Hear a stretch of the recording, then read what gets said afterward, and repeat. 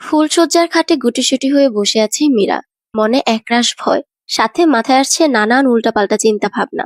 বড় বোনের সাথে বিয়ে ঠিক হওয়া পাত্রের সাথে ঘটনাক্রমে নিজের বিয়ে হয়ে যাওয়ার স্মৃতিটা নিশ্চয়ই খুবই সুখকর নয়। মানে জীবনটা কি তার পুরোই সিনেমা নাকি? বর্তমানে তার মনে চাইছে নীরা, মানে তার বোনকে ধরে দুই গালে দুইটা ঠাস ঠাস করে চড় মারতে। বেয়াদবের আছাড়ি, তুই বিয়ে করবি না সেটা তো বাবাকে বললেই হতো। না, তিনি তার গর্ধবের বুদ্ধি কাজে লাগিয়ে বিয়ের আগের দিন বাড়ি ছেড়ে পালিয়েছেন। আর বলির পাঠা বানানো হয়েছে তাকে। ফুস করে নিঃশ্বাস ছাড়ে সে। যার সাথে তার বিয়ে হয়েছে, এখন পর্যন্ত কোনো রকমের কথাবার্তা হয়নি তার সাথে। কে জানে মানুষটা কেমন হবে? যদি তাকে মেনে না নেয়, যদি নাটক সিনেমার মতো নকরা করে, তখন কি হবে? এই চিন্তায় মাথাটা কয়েকবার চক্কর দিয়ে ওঠে মীরার। অবশ্য যে পরিস্থিতিতে বিয়ে হয়েছে, বিয়ের দিন বিয়ের আসর থেকে বউ পালিয়েছে, ঘটনা তো এই, তাই না? বিরক্তির সাথে বলে উঠল রোহান। আরে এরা কারা? কোথা থেকে আসে এরা? বিয়ে করবি না তো রাজি হোস কেন? আর বাঙালি মা বাবাদেরও আক্কেল জানবে যে মেয়ে অন্য কাউকে পছন্দ করে, তবুও জোর করে ধরে বিয়ে দিতে চায়, আর উপায় না পেয়ে মেয়ে পালায় বিয়ের দিন।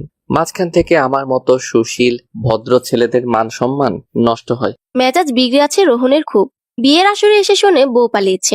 পাশ থেকে তার মামা বলে, আরে ভাগ্নে, ব্যাপার সেটা না। সবাই ভাবছে বউকে কিডন্যাপ করা হয়েছে, কারণ মেয়ের তো মত ছিল বিয়েতে। বিয়ে ঠিক হয়ে যাওয়ার পর থেকে নাকি খুব খুশি ছিল, সবকিছু খুব আগ্রহের সাথে করেছে। তো মেয়ে পালায় কি করে? বুঝলে না, সব হলো অভিনয়, যাতে কেউ সন্দেহ না করে। এখন চলো সব বরযাত্রী নিয়ে এই বাড়িতে, আর এক মুহূর্ত নয়। এ কি বলো ভাগ্নে, বউ না নিয়ে বাড়ি ফিরি কি করে? দিদি আমার হাতে তোমার দায়িত্ব দিয়ে গেছে, বলেছে যেন বউ নিয়ে এই বাড়ি ফিরি। তো এখন কি দোকান থেকে বউ কিনে নিয়ে যাব নাকি? দেখ, মায়ের কথায় রাজি হয়ে আমার 7 দিনের গার্লফ্রেন্ডের সাথে ব্রেকআপ করে বিয়ে করতে এসেছিলাম। নিশ্চয়ই ওর অভিশাপ লেগেছে আমার বিয়েতে। দুঃখী দুঃখী মুখ করে বলে রোহন। এমন সময় মেয়ের বাবা নিখিল বাবু করজোরে এসে সামনে দাঁড়ায়। তার মুখ লজ্জায় সংকুচিত হয়ে আছে। তাকে দেখে রোহনের মামা বলে ওঠে, এসব কি শুনছি মশাই? মেয়ে নাকি পালিয়েছে, তো এখন বিয়েটা হবে কি করে? এগুলো কোন ধরনের প্রতারণা করলেন আমাদের সাথে? দাদা, আপনিই বলুন, আমি কি জানতাম যে আমার মেয়ে এইভাবে মুখে চুনকালি লেপে দিয়ে পালিয়ে যাবে? তাহলে আমি প্রতারণাটা করলাম কিভাবে? আমার অবস্থাটা একবার বুঝুন।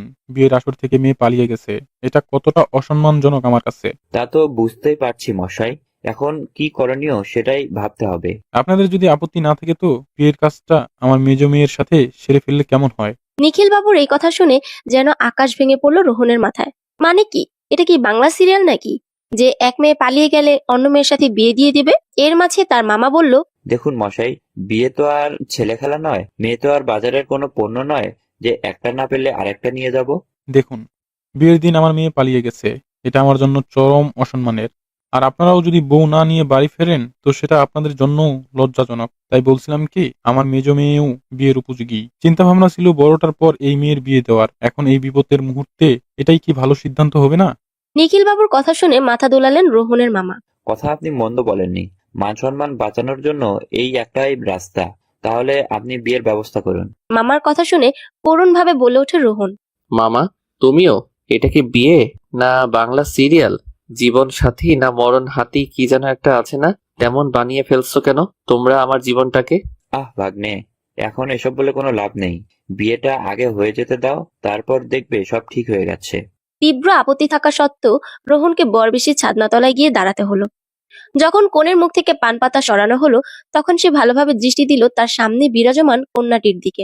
গায়ে একটা হালকা বেনারসি শাড়ি জড়ানো, গায়ে গুটি কয়েক গয়না, মুখে কোনো সাজ নেই, তবে অতিরিক্ত কান্না করার ফলেই হয়তো চোখ মুখ লাল হয়ে ফুলে আছে। পুরো বিয়ের সময়টা এবং বিয়ে শেষ হয়ে যাবার পরও দুজনের কেউই কারোর সাথে কোনো কথা বলেনি। রোহনের মীরাকে বিয়ে করার ক্ষেত্রে কোনো সমস্যা নেই, কেননা তার কাছে নীরাও যা, মীরাও তাই। কারণ সে এই মুহূর্তে বিয়েই করতে চাইছিল না। পাত্রের সম্পূর্ণ তার মায়ের পছন্দ, তাই এখন বদলে যাওয়া কনেকে দেখে তার মায়ের কি প্রতিক্রিয়া হবে সেটাই ভাবাচ্ছে রোহনকে। বাড়ি এসে বরণের সময় কোনো রকম চোটপাটের মাঝে পড়তে হয় না নতুন বরবউ, কেননা বরযাত্রীরা রাতে এসেই রোহনের মায়ের কানে বউ ভেঙে যাওয়ার খবরটা তুলে দিয়েছে। প্রমীলা দেবী অর্থাৎ রোহনের মা কতক্ষণ চুপ করে থেকে তারপর বলেছে, বেশ করেছে, ছোট বোনকে বিয়ে করেছে। কত বড় বেহায়া ওই মেয়ে, যে কিনা আমার ছেলের মতো সোনার টুকরো ছেলেকে ফেলে রেখে পালিয়ে যায়।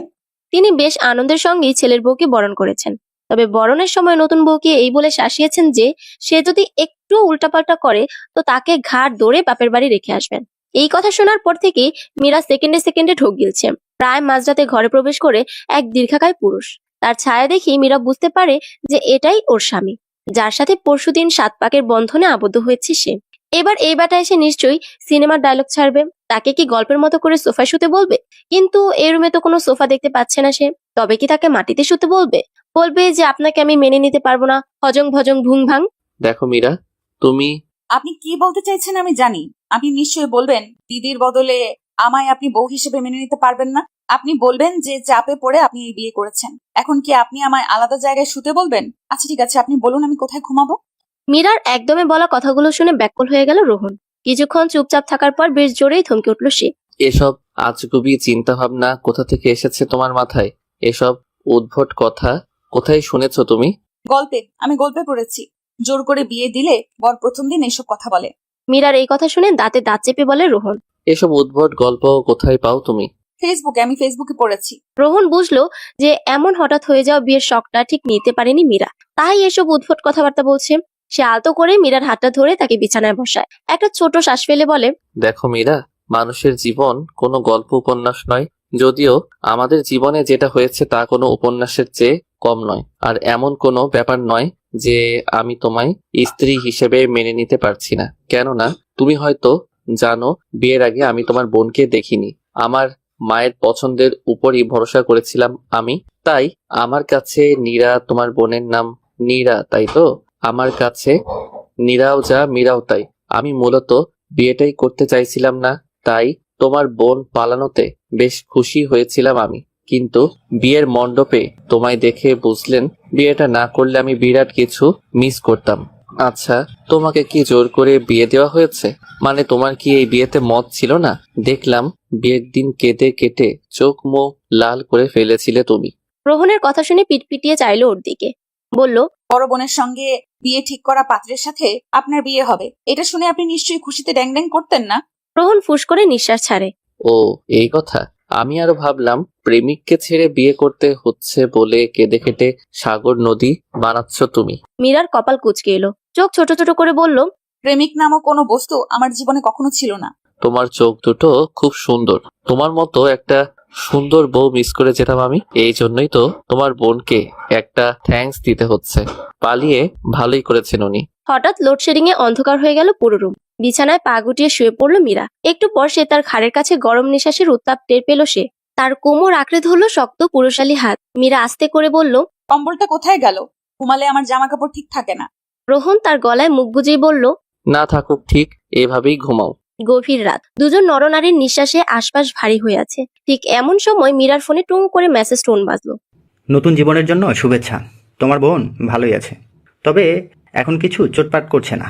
বসে আনতে বেশি সময় লাগবে না। রোহান এখন থেকে শুধুই তোমার। মেসেজটা দেখে ঠোঁটকোণে বিদ্রুপের হাসি ফুটে ওঠে মীরার মুখে। মীরা, কোথায় আছো তুমি? রোহনের ডাক শুনে রান্নাঘর থেকে হন্ততন্ত হয়ে ছুটে আসে মীরা। চোখে মুখে তার রাজ্যের বিরক্তি। শাড়ির আঁচলে হাত মুছতে মুছতে বলে, কি সমস্যা? চিল্লাপাল্লা করে বাড়িঘর মাথায় তুলছেন কেন? রোহন তার চেয়েও বেশি বিরক্তি নিয়ে বলল, চিল্লাবো না। আমার ওয়ালেট কোথায়? ঘড়িটাই বা কোথায় গেল? মীরা বুঝতে পারছে এসবই তাকে শুধু জ্বালানোর ধান্দা। তাই জলদি ক্যাবিনেট থেকে সবকিছু বের করে দিয়ে আবার রান্নাঘরের দিকে ছুট লাগাতে চায়। কিন্তু তার আগেই পেছন থেকে তার 2 হাতকে নিজের করায়ত্ত করে নেয় রোহন। নিজের দিকে ঘুরিয়ে হাত দুটোকে নিজের বুকের ওপর রেখে বলে, 6 মাস হলো বিয়ের, এখনো আমার অভ্যেসগুলো রপ্ত করতে পারলে না? টাই বেঁধে দেবে কে আমার? উফ, এমন ভাব যেন বিয়ের আগেই তার আরো 10-5টা বউ ছিল। আমি তোমার গলার নাগাল পাই না দাঁড়িয়ে। কত লম্বা তুমি! অসহায় শোনালো মীরার আওয়াজ। তবুও বাঁধতে হবে। নিচু চুলটা কোথায় গেল? এটা তোমার ষড়যন্ত্র নিশ্চয়ই। মীরা নজর ঘুরিয়ে আশেপাশে তাকাতে ঝট করে তাকে কোলে তুলে নেয় রোহন।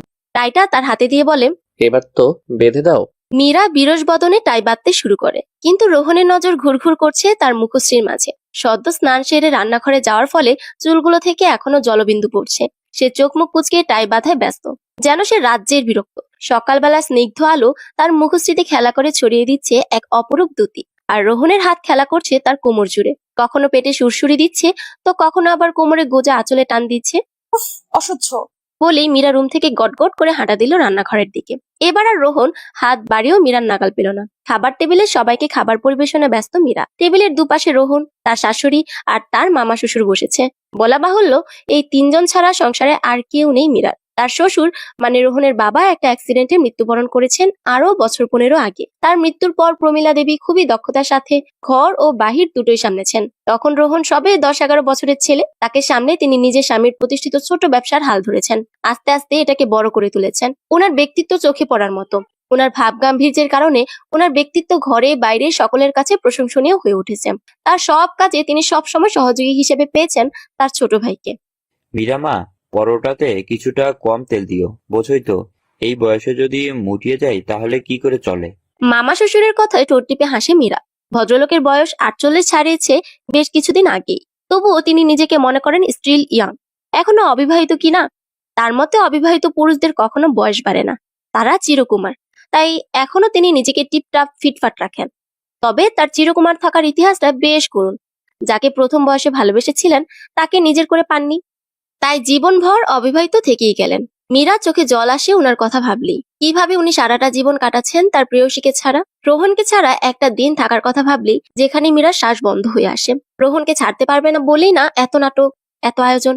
কে বলেছে যে নিজের ভালোবাসাকে শুধু ছেলেরাই ছিনিয়ে নিতে জানে? নিজের ভালোবাসার মানুষটাকে আপন করে পেতে একটা মেয়ে কতটা বেপরোয়া হতে পারে তার জলজান্ত প্রমাণ মীরা। মীরা 2-1 ফাঁকা ঢোক গেলে। কাল রাতে মা ফোন করে বলেছে মীরা ফিরে এসেছে, সাথে আছে তার হাজবেন্ড। এবার যদি সব কথা ফাঁস হয়ে যায় কি হবে তবে?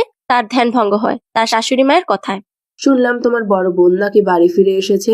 মীরা মাথা নাড়িয়ে হ্যাঁ বলে। সে একবার আর চোখে তাকায় রোহনের দিকে। না, তার অভিব্যক্তির কোনো পরিবর্তন নেই। একটা স্বস্তির নিঃশ্বাস ফেলে মীরা। তা তোমার বোনের সঙ্গে দেখা করে এসো গে। এতদিন পর ফিরলেন উনি, তা দেখবে না আমার রুহানকে বাদ দিয়ে কোন হীরের টুকরো ছেলেকে বিয়ে করেছেন উনি। ওনার চোখে মুখে স্পষ্ট রাগ আর বিরক্তির আভাস। মা বাদ দাও তো এসব। আর মীরা শোনো, তোমার যদি বোনের সাথে দেখা করতে ইচ্ছে হয় তো তুমি যেতে পারো, আমার কোনো সমস্যা নেই। মীরা ইতস্তত করে বলে, আমার মনে হয় না যাওয়াটাই ভালো হবে। মানে তার হবু বরের সাথে আমার বিয়ে হয়েছে, ব্যাপারটা একটু কেমন না? আমি ওর সামনে গিয়ে কি করে দাঁড়াবো? আশ্চর্য তো, পালিয়েছিল ও। ভয় সংকোচ যাই বলো সেটা থাকবে ওর। তুমি এত সংকুচিত হচ্ছ কেন? আশ্চর্যান্বিত স্বরে বলে রোহন। মীরা বার কয়েক ফাঁকা ঢোক গেলে। দ্বিধান্বিত হয় তার চোখের দৃষ্টি। সেদিকে খেয়াল করে বলে রোহন, আচ্ছা ঠিক আছে, তুমি যদি যেতে না চাও যাবে না, এতে এত কুণ্ঠিত হওয়ার কি আছে? শরতের দিনগুলো শেষের দিকে। স্বচ্ছ নীল আকাশে সাদা পেজা তুলোর মতো মেঘের ছড়াছড়ি। মৃদুমন্দ বাতাসে উঠছে গাছের পাতা। আকাশে সূর্যের তাপ এত বেশি না। একটা মিষ্টি আদুরে রোদ ছড়িয়ে আছে চারিপাশে। শহরের অভিজাত একটি রেস্টুরেন্টের রুফটপে বসে আছে নীরা। রেস্টুরেন্টটা বলতে গেলে অনিন্দ সুন্দর। ভেতরে সাজের সাথে বাইরের সাজটাও অসাধারণ। এমন নামি দামি রেস্টুরেন্টে অবশ্য আগে কখনো আসেনি নীরা, বলতে গেলে আজই প্রথম। কিন্তু তার পোশাক আশাকে তা বোঝা যায় না। তার পরনে আছে নীল ডেনিমের প্যান্টের সাথে শর্ট কুর্তি, তার উপর ডেনিমের জ্যাকেট। চোখের রোদ চশমাটা আপাতত সামনের টেবিলের উপর রাখা। বাদামি লং লেয়ার চুলগুলো পিঠের উপর ছড়িয়ে আছে।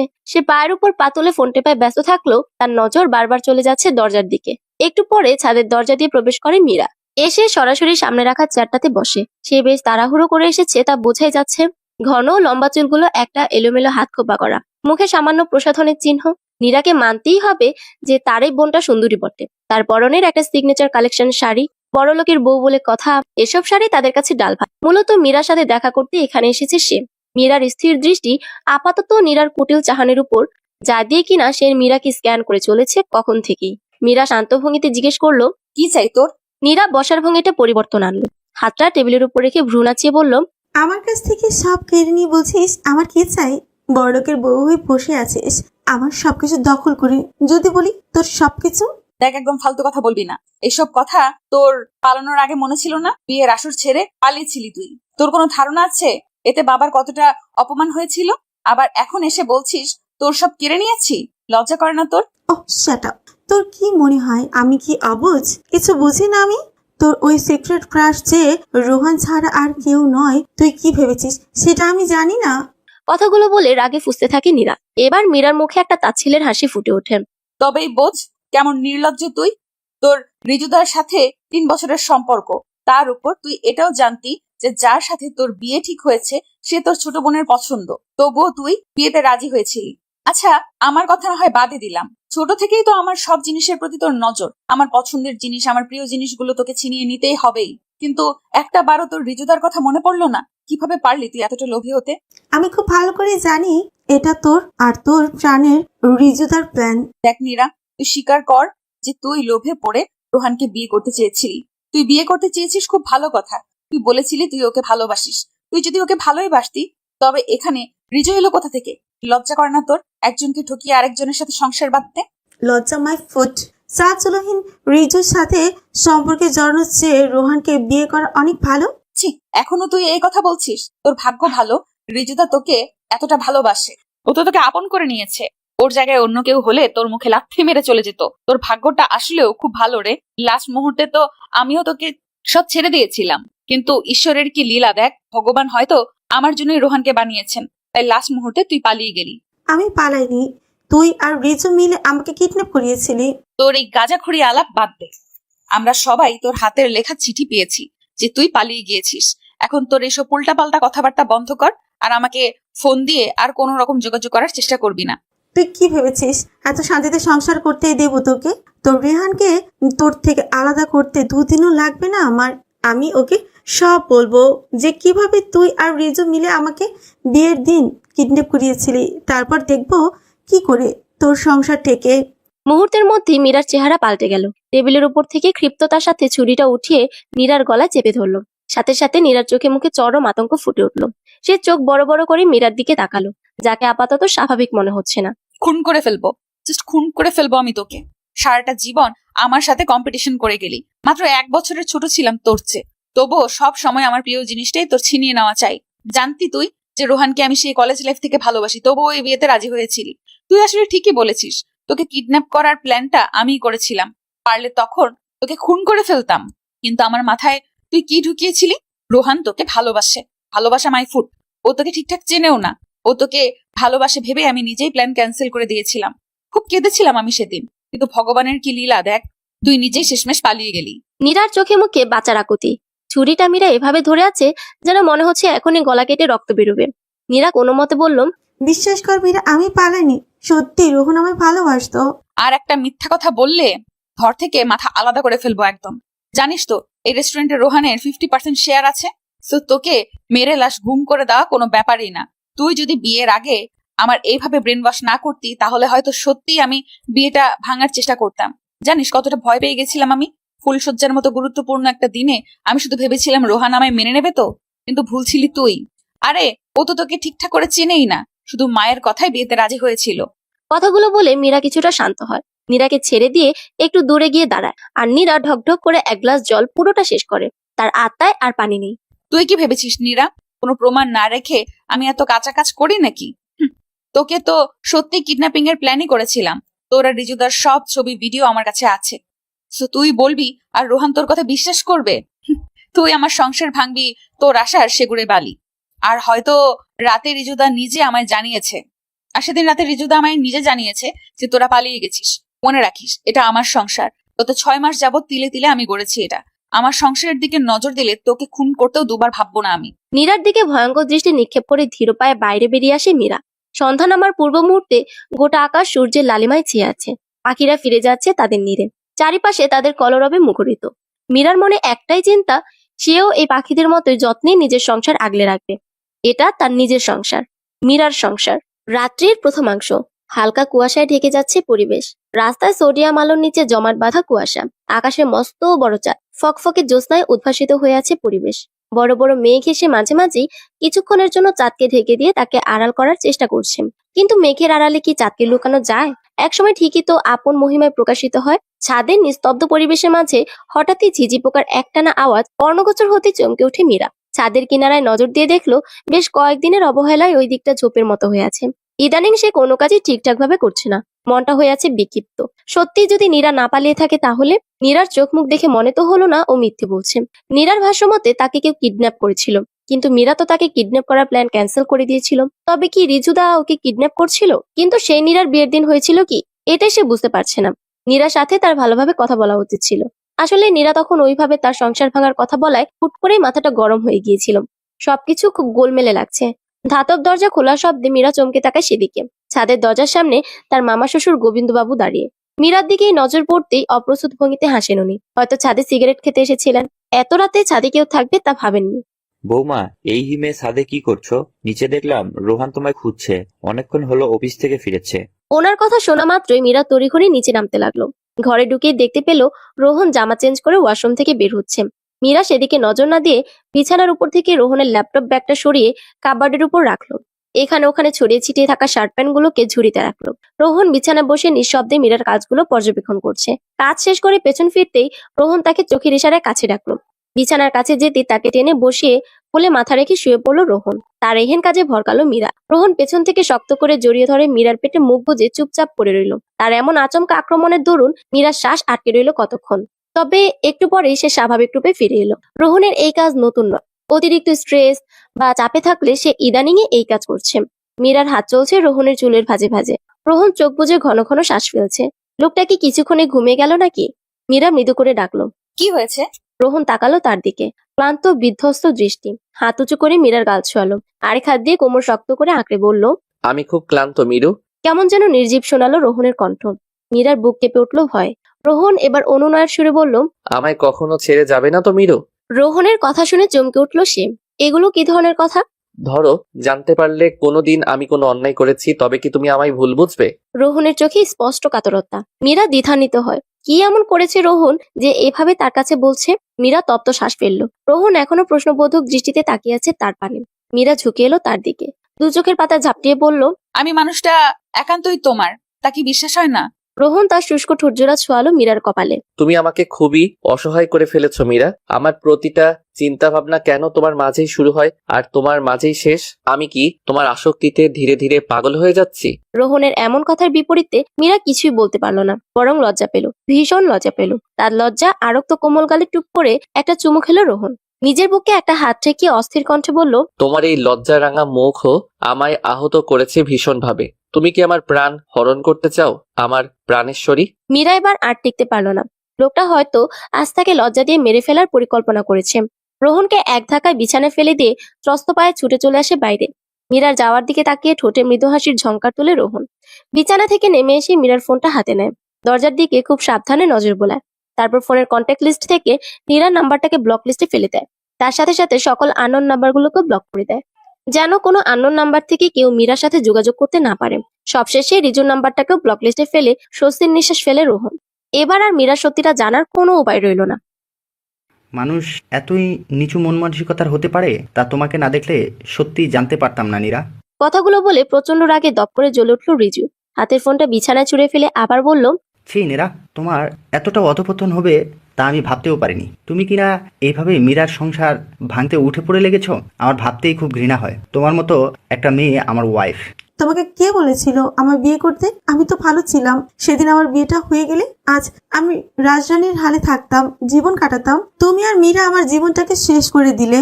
চুপ, একদম চুপ। এতই যখন রানীর হালে জীবন কাটাতে চাও তো আমার সাথে প্রেম করেছিলে কেন? তুমি তো সবই জানতে নীরা, আমি সামান্য বেতনের একটা প্রাইভেট কোম্পানিতে জব করি।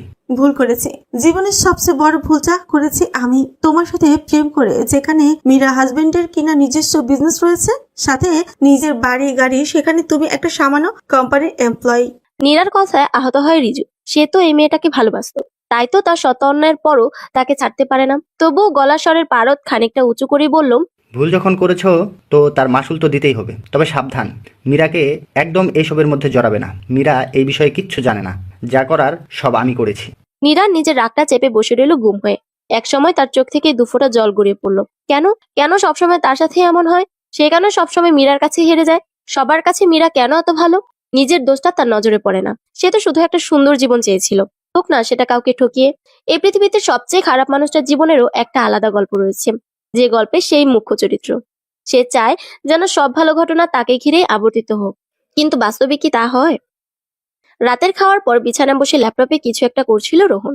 মীরা ঘরে ঢুকেই চট করে ল্যাপটপটা তার সামনে থেকে কেড়ে নিয়ে সুচালো দৃষ্টিতে রোহনের দিকে তাকায়। What is this Meera? আমি কাজ করছি তো। বিস্মিত হয়ে জিজ্ঞেস করে রোহন। মীরা সাধারণত তার কাজের মাঝে কোনো রকম ইন্টারফেয়ার করে না। মীরা ল্যাপটপটাকে সাইড টেবিলের উপর রেখে দুহাত ভাঁজ করে সরাসরি রোহনের দিকে তাকালো। এক ভ্রু উঁচু করে বলল, তোমার না ক্লান্ত লাগছিল? এখন আর তো রাত জেগে কাজ কেন করছো? রোহন অসহায় ভাবে বলল, আরে ওটা তো মানসিক ক্লান্তির কথা বলছিলাম, আর এমনিতেও তোমার কাছে এলেই আমার ক্লান্তি কেটে যায়। এখন দাও তো ওটা, কাজ আছে আমার। কেন, আপনার কি আমাকে ক্লান্তি রিমুভার মনে হয়? এখন কোনো কাজ নয়, সোজা ঘুম। এই বলে মীরা লাইট অফ করে বিছানায় এসে বসে পড়ল। মীরার রাগী মুখ দেখে রোহনও চুপচাপ শুয়ে পড়ল। মনে মনে ভাবলো, ব্যাপার কি? রোহন চুপচাপ নিজের হাতটা বাড়িয়ে দিল। মীরা তার হাতের উপর মাথা রেখে গুম হয়ে শুয়ে রইল। অন্য হাত দিয়ে মীরার মাথায় হাত বুলাতে বুলাতে বলল, ঘুমিয়ে পড়ো। জানো মীরা, আমার না খুব ইচ্ছে প্রতিদিন কালো শাড়িতে তোমায় দেখা। জানো, কালো শাড়িতে না তোমায় অপূর্ব লাগে। আমি তো চোখই ফেরাতে পারছিলাম না তোমায় দেখে। আস্তে আস্তে হালকা হয়ে এলো রোহনের গলার স্বর। মীরা বুঝলো রোহন ঘুমিয়ে গেছে। সে লজ্জায় রোহনের বুকে মুখ গুজলো। কিছু একটা মনে হয় মীরা চকিতে চোখ মেলে তাকালো। মীরা মনে পড়লো বিয়ের এই 6 মাসে তো সে কোনো কালো শাড়ি পরেনি। ইনফ্যাক্ট সে লাস্ট 10 বা 11 মাস আগে শাড়ি পরেছিল ইউনিভার্সিটির ফাংশনে। হ্যাঁ, সেটা কালো শাড়িই ছিল। কিন্তু সেটা রোহন কিভাবে দেখলো? আর দেখলো মনে কেন রাখলো? চারিদিকে আবছা অন্ধকার। উঁচু দেয়ালের ভেন্টিলেটরের ফাঁক গলে ক্ষীণ আলোর রেখা লুটিয়ে পড়ছে মেঝেতে। মীরা বহু কষ্টে বুঝে আসা চোখ মেলে তাকালো। তবে সামনে সে নিখুঁত অন্ধকার ছাড়া আর কিছুই দেখতে পেল না। খানিকক্ষণ বাদে সে বুঝতে পারলো তার হাত দুটো চেয়ারের সাথে বাঁধা অবস্থায় রয়েছে। মীরার মাথায় একটা শুকনো যন্ত্রণা সূচের মতো বিচ্ছে। মীরা বোঝার চেষ্টা করলো যে সে আছেটা কোথায়। সে তো দুপুরে কেনাকাটা করতে বাইরে বেরিয়েছিল। হাতে 3-4টা শপিং ব্যাগ নিয়ে বাসার পাশের গলিতে দিয়ে ফিরছিল সে। এরপরে আর কিছুই মনে নেই তার। মীরা মনে করার চেষ্টা করলো, কিন্তু তাতে তার মাথার যন্ত্রণা খানিকটা তীব্র হওয়া আর কিছুই হলো না। মীরা ক্ষীণ গলায় কাউকে ডাকার চেষ্টা করলো। কোথায় আছে সে? এমন একটা জায়গায় তাকে আটকে রাখার মানে কি? হঠাৎ মাথার যন্ত্রণাটা খুব বেশি হয়ে উঠলো। মনে হচ্ছে যেন মাথার পেছনের অংশে কোনো শক্ত আঘাত লেগেছে। তেজটায় তার গলা শুকিয়ে উঠেছে। তবুও গলার স্বরটা আরেকটু নিচে করে বলল, কেউ আছেন? কেউ কি নেই এখানে? কিন্তু কারো সাড়া পাওয়া গেল না। হতাশ হলো মীরা। হাতের বাঁধনগুলো খোলার চেষ্টা করলো, কিন্তু সেগুলো যেন আরো দৃঢ়ভাবে কেটে বসে যাচ্ছে। কতক্ষণ এমন হাত নিয়ে নাড়াচাড়া করতে করতে ক্লান্ত হয়ে গেল সে। নির্জীবভাবে পিঠ এলিয়ে দিল চেয়ারটাতে। তার মাঝে আর শক্তি অবশিষ্ট নেই। সময় প্রায় সন্ধ্যা 7টা।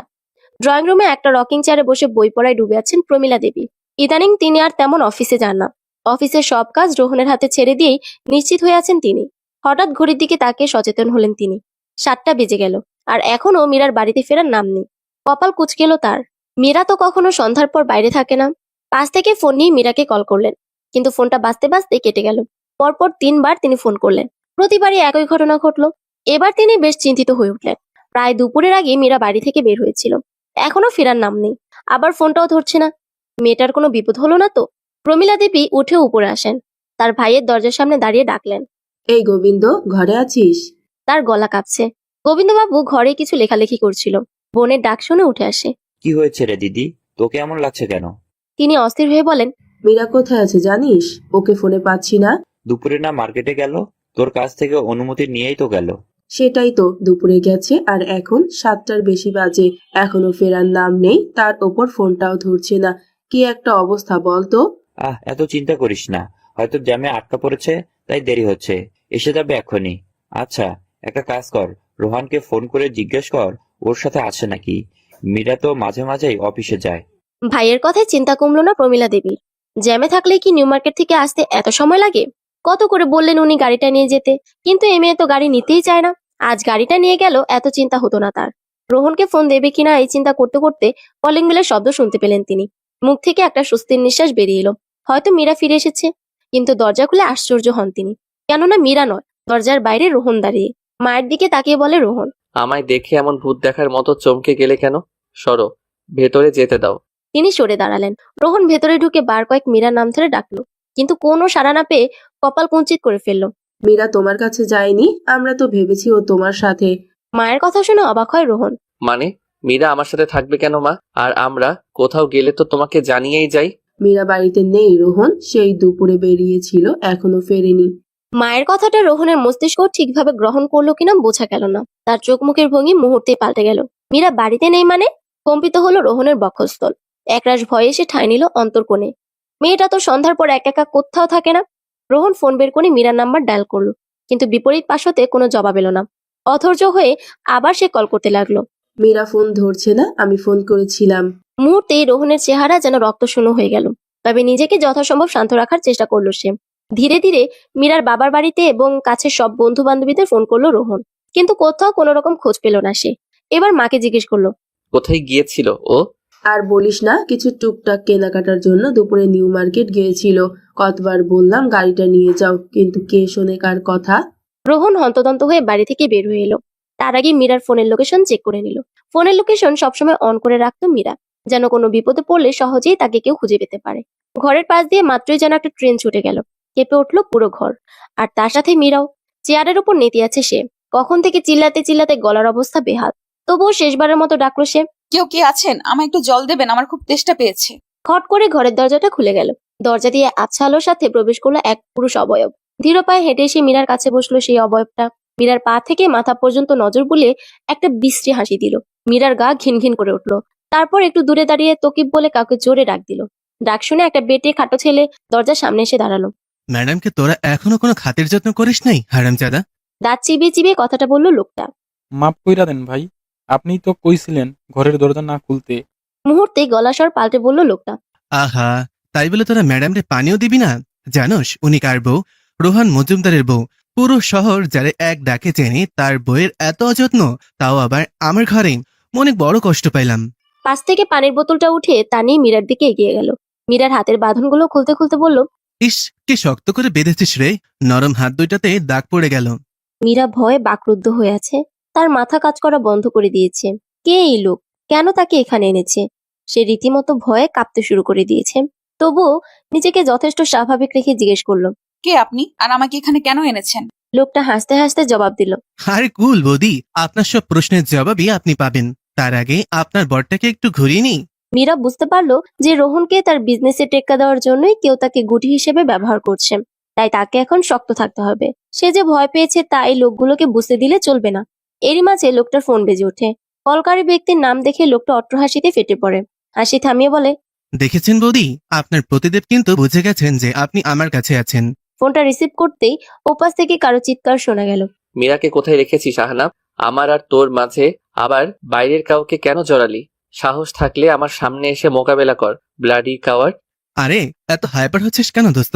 এবার আর তোর বইয়ের বদলে শালিকে তুলে আনিনি, তাই চিন্তা করিস না। তোর বইয়ের কোনো অযত্ন হবে না আমার কাছে। তুই শালা হারামি তো ওটাই থাকবি। তুই বারবার আমার কাছে হেরে যাওয়ার ভয়ে এই একই কাজ করিস। দম থাকলে সৎভাবে আমায় হারিয়ে দেখা। মাই ফ্রেন্ড, ভুলেছিস কেন? Everything is fair in love and war. কি চাই তোর? খুবই সিম্পল একটা জিনিস। তোর এইবারে টেন্ডার কোড যা দিয়ে তুই সরকারি হসপিটাল আর কোয়ার্টার্স এর কন্ট্যাক্ট না নিবি, বা তুই এই টেন্ডার আমার জন্য ছেড়ে দিতে পারিস। ইম্পসিবল। তোর মতো একটা বাস্টার্ডের হাতে আমি সরকারি এত বড় একটা কাজের কন্ট্রাক্ট ছেড়ে দিতে পারি না। তাহলে বইয়ের কথা ভুলে যা। গতবার তোর শালিকা, তোর না হওয়া বউকে আমার কাছ থেকে বাঁচিয়ে নিয়ে যেতে পেরেছিলি, কিন্তু এবার মনে হয় তোর বইয়ের প্রতি তোর মায়া নেই। কথাটা বলে মুখ দিয়ে একটা আফসোসসূচক শব্দ করে মীরার দিকে তাকালো Ahnaf. I will just kill you Ahnaf. বলেই রাগে পাশের দেয়ালে জোরে আঘাত করলো রোহন। তুই কত বড় ভুল করলি এটা তুই এখন বুঝবি আহনাফ। তুই শুধু দেখ। I'm waiting for you my dear enemy. তবে মাথায় রাখিস, পুলিশ নিয়ে এলে কিন্তু তোর বউকে আর জ্যান্ত পাবি না। বলেই কলটা ডিসকানেক্ট করে ফোনটা অফ করে দিল আহনাফ। হাসপাতালের কেবিনে শুভ্র বেডে মীরা ঘুমিয়ে আছে। তার হাতে স্যালাইন চলছে। কপালের একপাশে ব্যান্ডেজ বাঁধা রয়েছে। চারদিক থেকে মৃদু ফিনাইলের গন্ধে পরিবেশ ভারী হয়ে রয়েছে। মাথায় ড্রিম ড্রিম করে যেন এখনো কোনো একটা ভারী শব্দ বেজে চলেছে। মীরার কানে হালকা যান্ত্রিক আওয়াজ প্রবেশ করছে। ভারী চোখের পাতাগুলো বহু কষ্টে খোলার চেষ্টা করলো সে। উজ্জ্বল আলো চোখে পড়তেই বিরক্তিতে চোখ কুঁচকে এলো। হাতের উপর বহু পরিচিত একটা স্পর্শ টের পেল। তার হাত ধরে আছে যেন পরম ভরসার একটি হাত, পরম মমতায়, পরম যত্নে।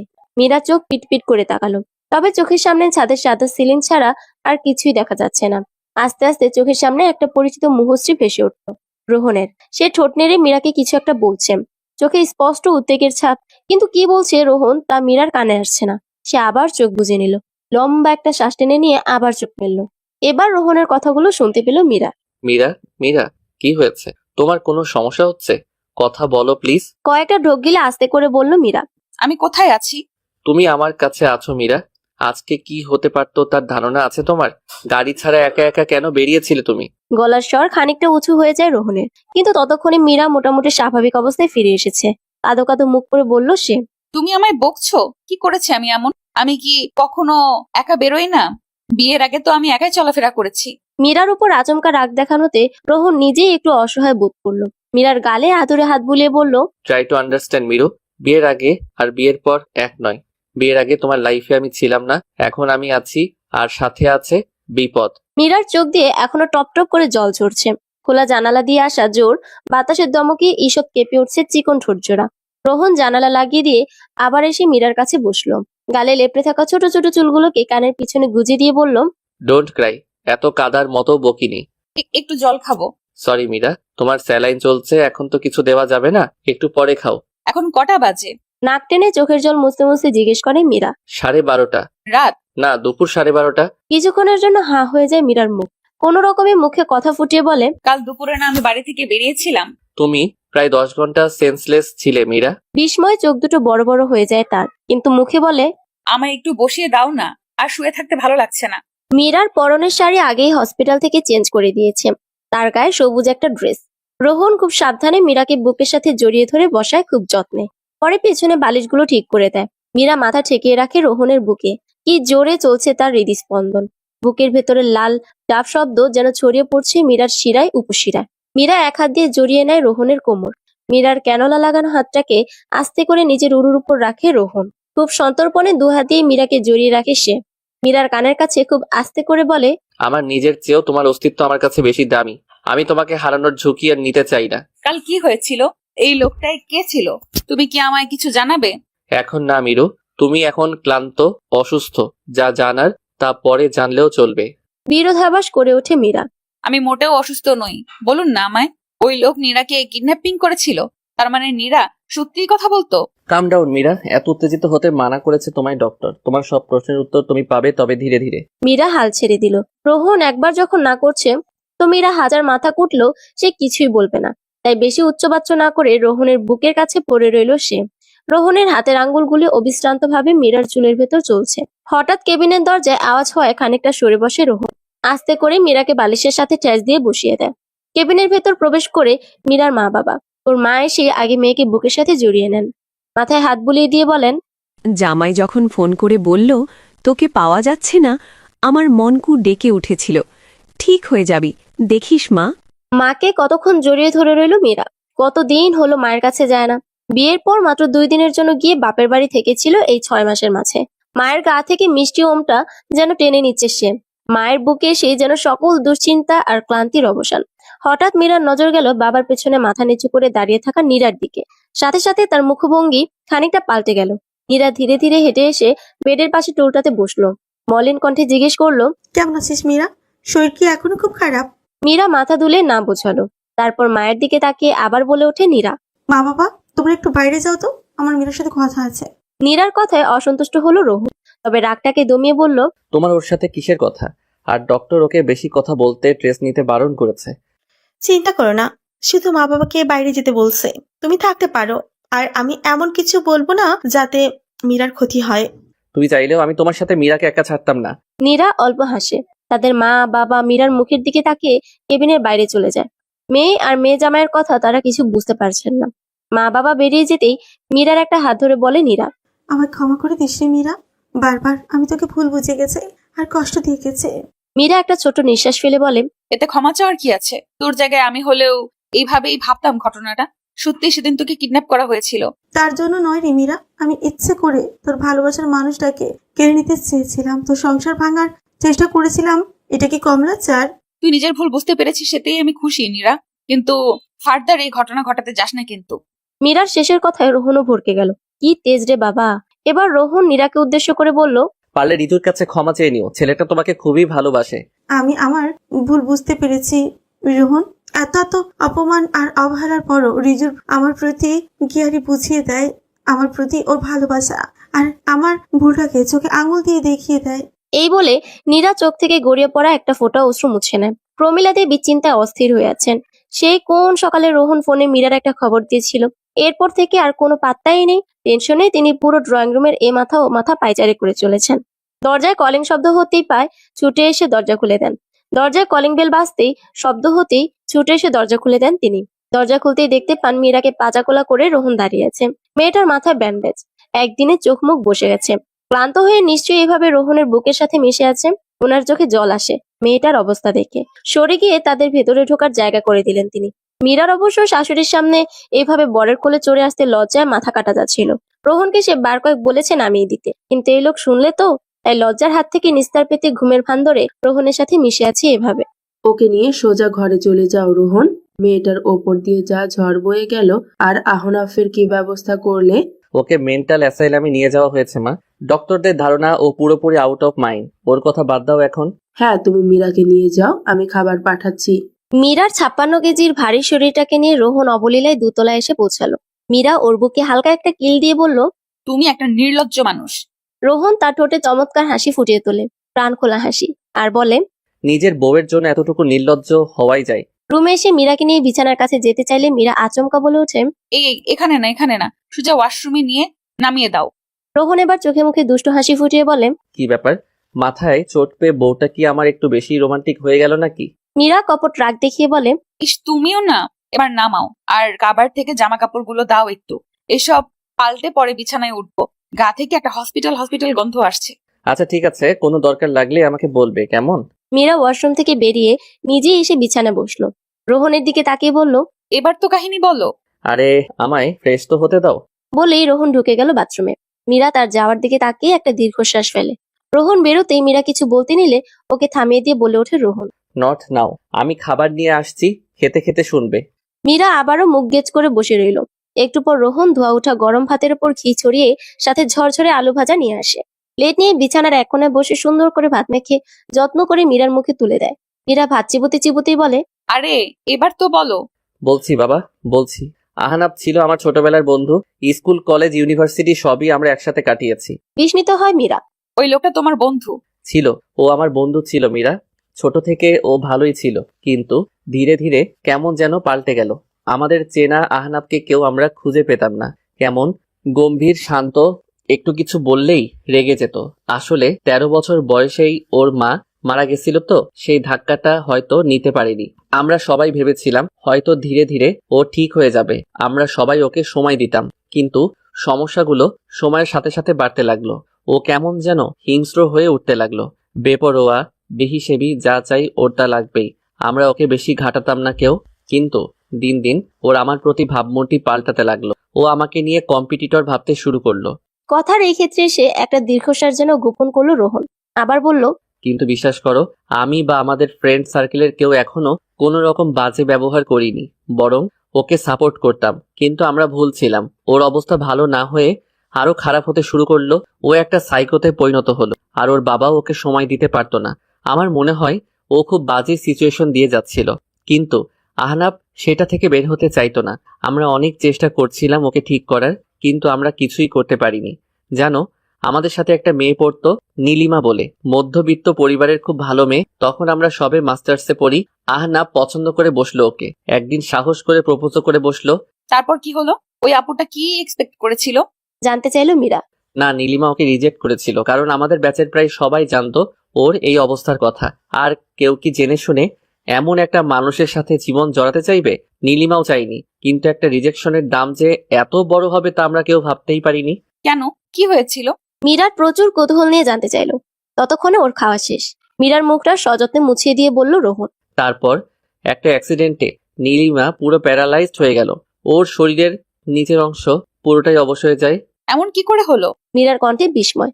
আহনাব ওর গাড়ি নিয়ে নীলিমার অ্যাক্সিডেন্ট করিয়েছিল, শুধুমাত্র রিজেকশন সহ্য করতে না পেরে। একটা মানুষ এতটা অমানবিক কি করে হতে পারে? অ্যান্ড গেস হোয়াট, আহনাব কিন্তু নীলিমাকেই বিয়ে করেছিল। কিভাবে? আগেই বলেছি, নীলিমা মধ্যবিত্ত পরিবারের মেয়ে। তাই যখন আহনাব ওর বাবার কাছে তার পঙ্গু প্রায় মেয়ের জন্য বিয়ের প্রস্তাব নিয়ে যায়, তখন নীলিমার বাবা আর না করেনি। একজন মধ্যবিত্ত বাবা আর এর চেয়ে বেশি কি চাইবে? ও মাই গড! একটা মানুষ এত ক্রাইম মাইন্ডেড কি করে হতে পারে? এটা ভেবে মীরার আত্মার জল শুকিয়ে গেল। আচ্ছা, সবই বুঝলাম, কিন্তু তোমার বন্ধু নীরাকে কেন কিডন্যাপ করলো? এতে কি স্বার্থ? বললাম না, ও কোনো একটা কারণে আমায় নিজের শত্রু ভাবতে শুরু করে। এইভাবে যে আমার হবু বউকে তুলে নিয়ে গেলে তো আর আমার বিয়ে হচ্ছে না, কি সব চিন্তা ভাবনা। কিন্তু ওর এই কাজ তো আমার জন্য সাপে বড় হয়ে গেল। যখন দেখলো নীরাকে কিডন্যাপ করে কোনো লাভই হলো না, তাই এবার মোক্ষম অস্ত্র হিসেবে তোমায় কিডন্যাপ করে আমায় ঘোরাতে চেয়েছিল। এসব টেন্ডার কোডিং, এসব ফাও কথা। দেখো তো এসবের কোনো মানে হয়? রোহনের সব কথা শুনে মীরার আক্কেল গুরুম হয়ে গেল। কি বলছে এসব? জাস্ট একজন মানুষ খামখেয়ালিপনা করতে গিয়ে তাদের দু বোনকে কিডন্যাপ করে ফেললো। এটা কি ভাই? কিন্তু পরক্ষণে ভ্রুকুচকে বলল। সবই বুঝলাম, কিন্তু নীরাকে কিডন্যাপ করায় তোমার সাপে বর হলো মানে? আর নীরাকে যদি কিডন্যাপই করা হয়ে থাকে, তো ওই চিঠি কোথা থেকে এলো? আর রিজুদার সাথে বিয়েটাই বা হলো কিভাবে? মানে আসলে ওই আর কি। রোহন এবার আমতা আমতা করতে লাগলো। মীরা বলল। মানে আসলে না করে এবার বলে ফেলো। আসলে নীরাকে না আমি আর রিজু কিডন্যাপ করার প্ল্যান করেছিলাম। রোহনের কথা শুনে কপালে হাত দিয়ে বসে থাকে নীরা। মানে নীরাকে কতজন মিলে কিডন্যাপ করতে চেয়েছিল, আমায় একটু বলবে? সময় হলে আরো অনেক কিছু জানবে তুমি, সোনা। বলেই রোহন খাবারের প্লেটটা নিয়ে উঠে চলে যায়। আর মীরা ধ্যানগ্রস্ত হয়ে বসে রইল। কি হচ্ছে এসব? জিপের জানালা দিয়ে মাথা বের করতে এক ঝাঁক উদ্দাম বুনো পাহাড়ি বাতাস ছুঁয়ে যায় মীরার মুখ। সে প্রাণ ভরে টেনে নেয় সেই মেঘে সিক্ত জঙ্গলি বাতাস। পাশের সিট থেকে রোহন মৃদুস্বরে ধমক দেয়। কি করছো কি? পাহাড়ি রাস্তায় এইভাবে মাথা বের করতে হয় না। কখন মুখে এসে গাছের ডালের আঘাত লাগবে? ইস, এখানে এসেও বকাছকা, তাই না? রোহন একগাল হেসে বলে। দার্জিলিং শহর পৌঁছে নেই, তারপর মন ভরে বাতাস খেয়ে নিও, কেমন? মীরা কোনো জবাব না দিয়ে জানালা দিয়ে বাইরে তাকায়। পাহাড়ি রাস্তা চিরে তাদের জিপ ছুটে চলছে শিলিগুড়ি থেকে দার্জিলিং এর পথে। যদিও এখন দুপুর, তবুও আশেপাশে পাহাড়ের চূড়ায় মেঘেদের ছড়াছড়ি। জ্বলন্ত জিপ গাড়িটা যখন রাস্তার মোড়ে মোড়ে বাঁক নিচ্ছে, সাথে সাথে যেন প্রকাশিত হচ্ছে পাহাড়ের গায়ের বুনো সৌন্দর্য। আহা, কি অপরূপ পাহাড়ের দৃশ্যাবলী! রোহনী রোড ধরে যখন জিপ কার্শিয়ং গ্রাম পেরুলো, ঠিক তখনই আড়াল থেকে উকি দিল কাঞ্চনজঙ্ঘা। পুরো রাস্তায় কাঞ্চনজঙ্ঘা তাদের সাথে লুকোচুরি খেললো। মীরা মুগ্ধ দৃষ্টিতে দেখতে লাগলো কাঞ্চনজঙ্ঘার সেই রূপ। রোহন মীরার দিকে তাকিয়ে বলল। এখনো তো কিছুই দেখোনি তুমি, ম্যাডাম। নিজের মুগ্ধতাকে সংরক্ষণ করো, এখনো অনেক মুগ্ধ হওয়া বাকি। তুমি কি করে জানলে পাহাড় আমার এত পছন্দ? উচ্ছ্বসিত হয়ে জানতে চায় মীরা। তোমার যে পাহাড় এত পছন্দ তা আমি তো জানতাম না। তবে বছর 3 আগে বন্ধুরা মিলে দার্জিলিং ট্যুরে এসেছিলাম, তখনই টাইগার হিলের সূর্যোদয় দেখে মুগ্ধ হয়ে গেছিলাম। তাই এটা আমার প্ল্যানই ছিল। বউকে নিয়ে তো আরেকবার আসতেই হবে এখানে। তাই বলে তুমি আমার 2 দিন আগে জানাবে? এত তাড়াতাড়ি প্ল্যান করার কি ছিল? কই তাড়াতাড়ি, বললাম না 3 বছর আগে থেকে আমার ইচ্ছে বউকে নিয়ে ঘুরতে আসার। তবে বিয়ের পরপরই অফিসে এত কাজের চাপ ছিল, আর মাঝে একটা অপ্রীতিকর ঘটনাও ঘটে গেল। তার উপর আবার মাঝে ছিল ডিসেম্বর, জানুয়ারি মাস দার্জিলিং এ অফ সিজন। কেন কেন অফ সিজন কেন? কারণ এই 2 মাস এখানে প্রচুর তুষারপাত হয়। যদিও তখনও অনেক টুরিস্ট আসেন, তবে আমি বাদই দিলাম। আর এখন দেখো, মার্চ মাস মানে বসন্তকাল, আর বসন্তকাল হচ্ছে হানিমুনের জন্য পারফেক্ট। ইস, কি জ্ঞানী লোক আমার। একজন মহাপুরুষ বলেছেন, তুমি যদি বিয়ের 1 বছরের মাঝে হানিমুন না সারো তো তোমার আর হানিমুন হবে না। চুপ করো তো। এই বলে মীরা আবার জানালা দিয়ে বাইরে তাকালো। তাদের জিপ চলেছে সবুজ চা বাগানের আঁকাবাঁকা সরু রাস্তা ধরে। জিপের ভেতর অনেকেই নিজেদের মাঝে গুটুর গুটুর করছে।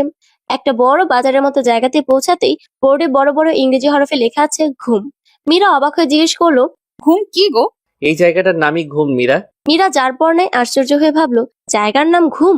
সে যাগ্গে গাড়ি যখন ঘুম স্টেশন ক্রস করলো, তারপরে কাঞ্চনজঙ্ঘার পারফেক্ট ভিউ পাওয়া গেল, যাকে বলে অপূর্ব দর্শন। বিকাল 4টার দিকে জিপ তাদের চকবাজার বলে একটা জায়গায় নামিয়ে দিল।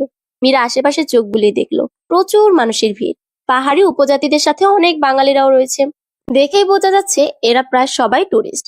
রোহন আগেই চকবাজারের কাছে 2 দিনের জন্য হোটেল রুম বুক করে রেখেছিল। সন্ধ্যা হওয়ার আগে তারা হোটেলে চেক ইন করে নিল। হোটেলটাকে রীতিমতো সুন্দরী বলা চলে। পুরো হোটেলটাই কাঠের তৈরি। কাঠের দেয়াল, মেঝে, সিলিং। তাদের রুম ছিল দোতলায়। রুমটা বেশ পরিপাটি।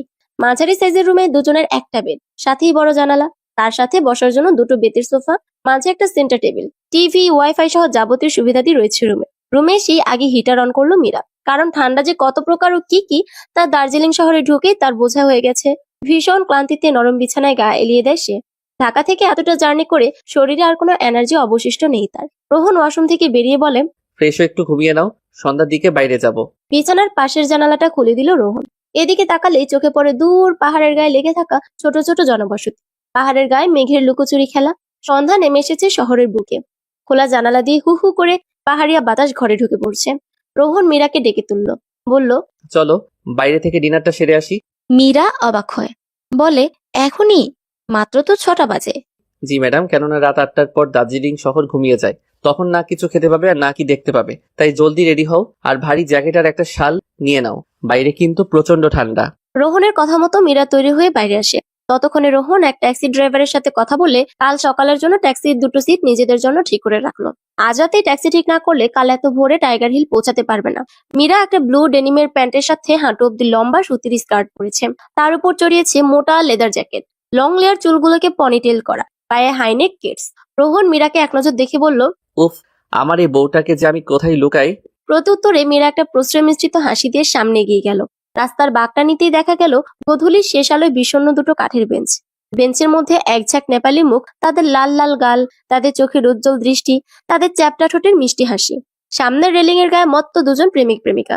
সারা পৃথিবীর এই ব্যস্ততার মাঝে তারা যেন হারিয়ে গেছে নিজেদের প্রেমের তীব্র গভীরতায়। আস্তে আস্তে সন্ধ্যা নামছে পাহাড়ের বুকে। দূরের কাঠের বাড়িগুলোতে আলো জ্বলা শুরু হয়েছে। চোখের সামনে শুধুই নীল মেঘের দল। তাতে ডুব দিয়েছে কিছু সুন্দরী পাহাড়ি কন্যা। মেলের সমস্ত আলো জ্বলে উঠেছে, সেই হলুদ সোডিয়ামের আলোর তলায় সাদা কুয়াশার কণা ভেসে বেড়াচ্ছে। ঘোড়াওয়ালারা তাদের খুচরো পয়সার থলি নিয়ে ঘরে ফিরছে। মেলের পাশের মহাকাল মার্কেট আর মেল লোকাল মার্কেট বসেছে তাদের হাজার রকমের সোয়েটার, টুপি, হরেক রকম জিনিস নিয়ে। মেলের প্রধান রাস্তা ধরে ওয়াচ টাওয়ারের দিকে পথে যাবার পথে হঠাৎ নাকে আসলো চকলেট পেস্ট্রির তীব্র গন্ধ, আর কানে কোনো জ্যাজ অথবা পপ ইংলিশ গানে সুর ধাক্কা খেলো। রোহন এক হাতে মীরার কোমর শক্ত করে ধরে আছে, মীরার এক হাতে জড়িয়ে ধরেছে রোহনের হাত। হেঁটে চলেছে দুজন ফুটপাত ধরে। রাত বাড়ছে দার্জিলিং শহরে, মেঘের দল আস্তে আস্তে ঘিরে ধরছে দার্জিলিংকে। দার্জিলিং বিগ বাজারের দিকে পথে যেতে পড়লো পেন্নাং রেস্টুরেন্ট আর ওয়াশিংটন রেস্টুরেন্ট। দার্জিলিং এর সেরা মোমো এরাই বানায়, আর মোমো খেতে গেলে অবশ্যই কিন্তু পর্ক মোমো। রোহন 6টা মোমো অর্ডার করলো, সাথে 2 ধরনের চাটনি। আশেপাশে অনেক স্ট্রিট ফুডের কার্ট। দার্জিলিং এর অন্যতম প্রধান আকর্ষণীয় হচ্ছে এখানকার স্ট্রিট ফুড। মোমো খেয়ে একটু পর তারা ঢুকলো আরেকটা রেস্টুরেন্টে রাতের খাবার সারতে।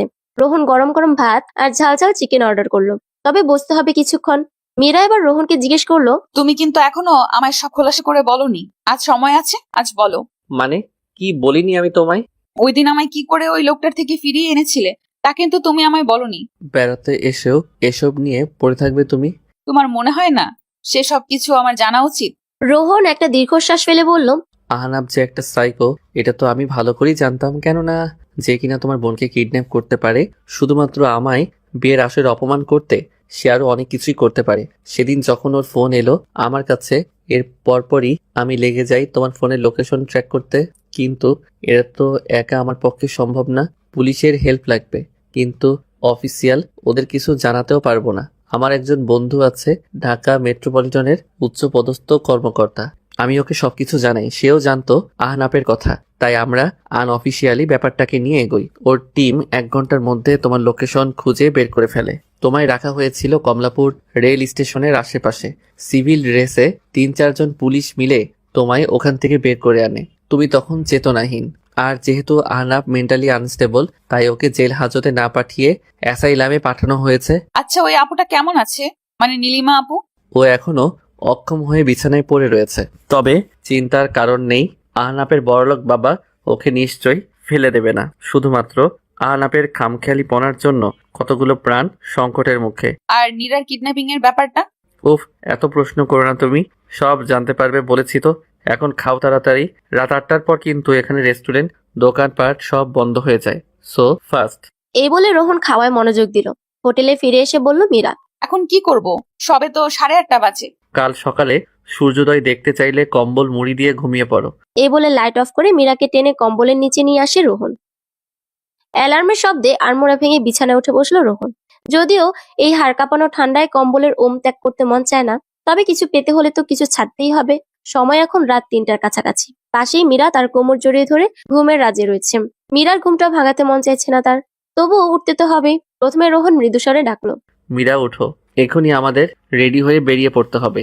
কিন্তু এই কথা মীরার কর্ণগোচর হলো না মনে হয়, কেননা মীরার কোনো হেলদোল নেই। রোহন বিছানা ছেড়ে উঠতে উঠতে এবার একটু জোরে বলল, এই যে আমি কিন্তু উঠে গেছি, পরে কিন্তু আমায় দোষ দিতে পারবে না যে তোমায় ডাকিনি আমি। মীরা এক লাফে উঠে বসলো এবার, যা দেখে রোহনের ঠোঁটে মৃদু হাসি ফুটে উঠলো। মীরার চোখ জড়িয়ে যাচ্ছে ঘুমে, চোখ বুজে কোনো মতে বলল, এক্ষুনি বেরোতে হবে, মাত্রই তো ঘুমালাম।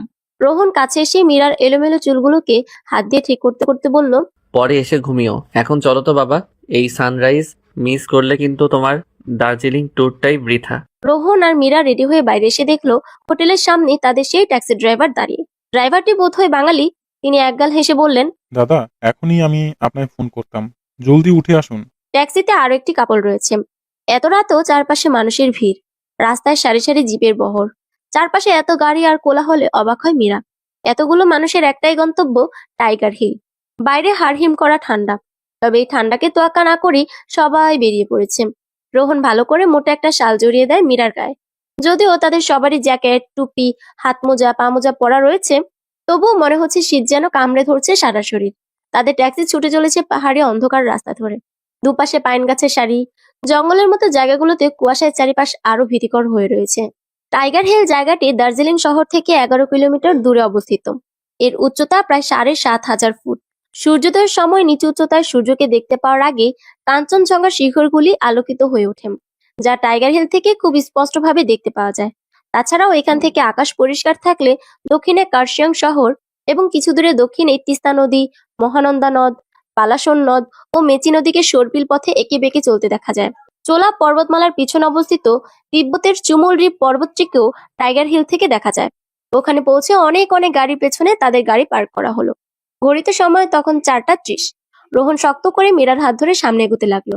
প্রায় 10 বা 12 মিনিটের মতো পাহাড়ি আঁকাবাঁকা হাঁটা পথ পেরিয়ে তারপর সেই মূল জায়গা যেখান থেকে কিনা ভোরের সূর্যোদয় দেখা যায়।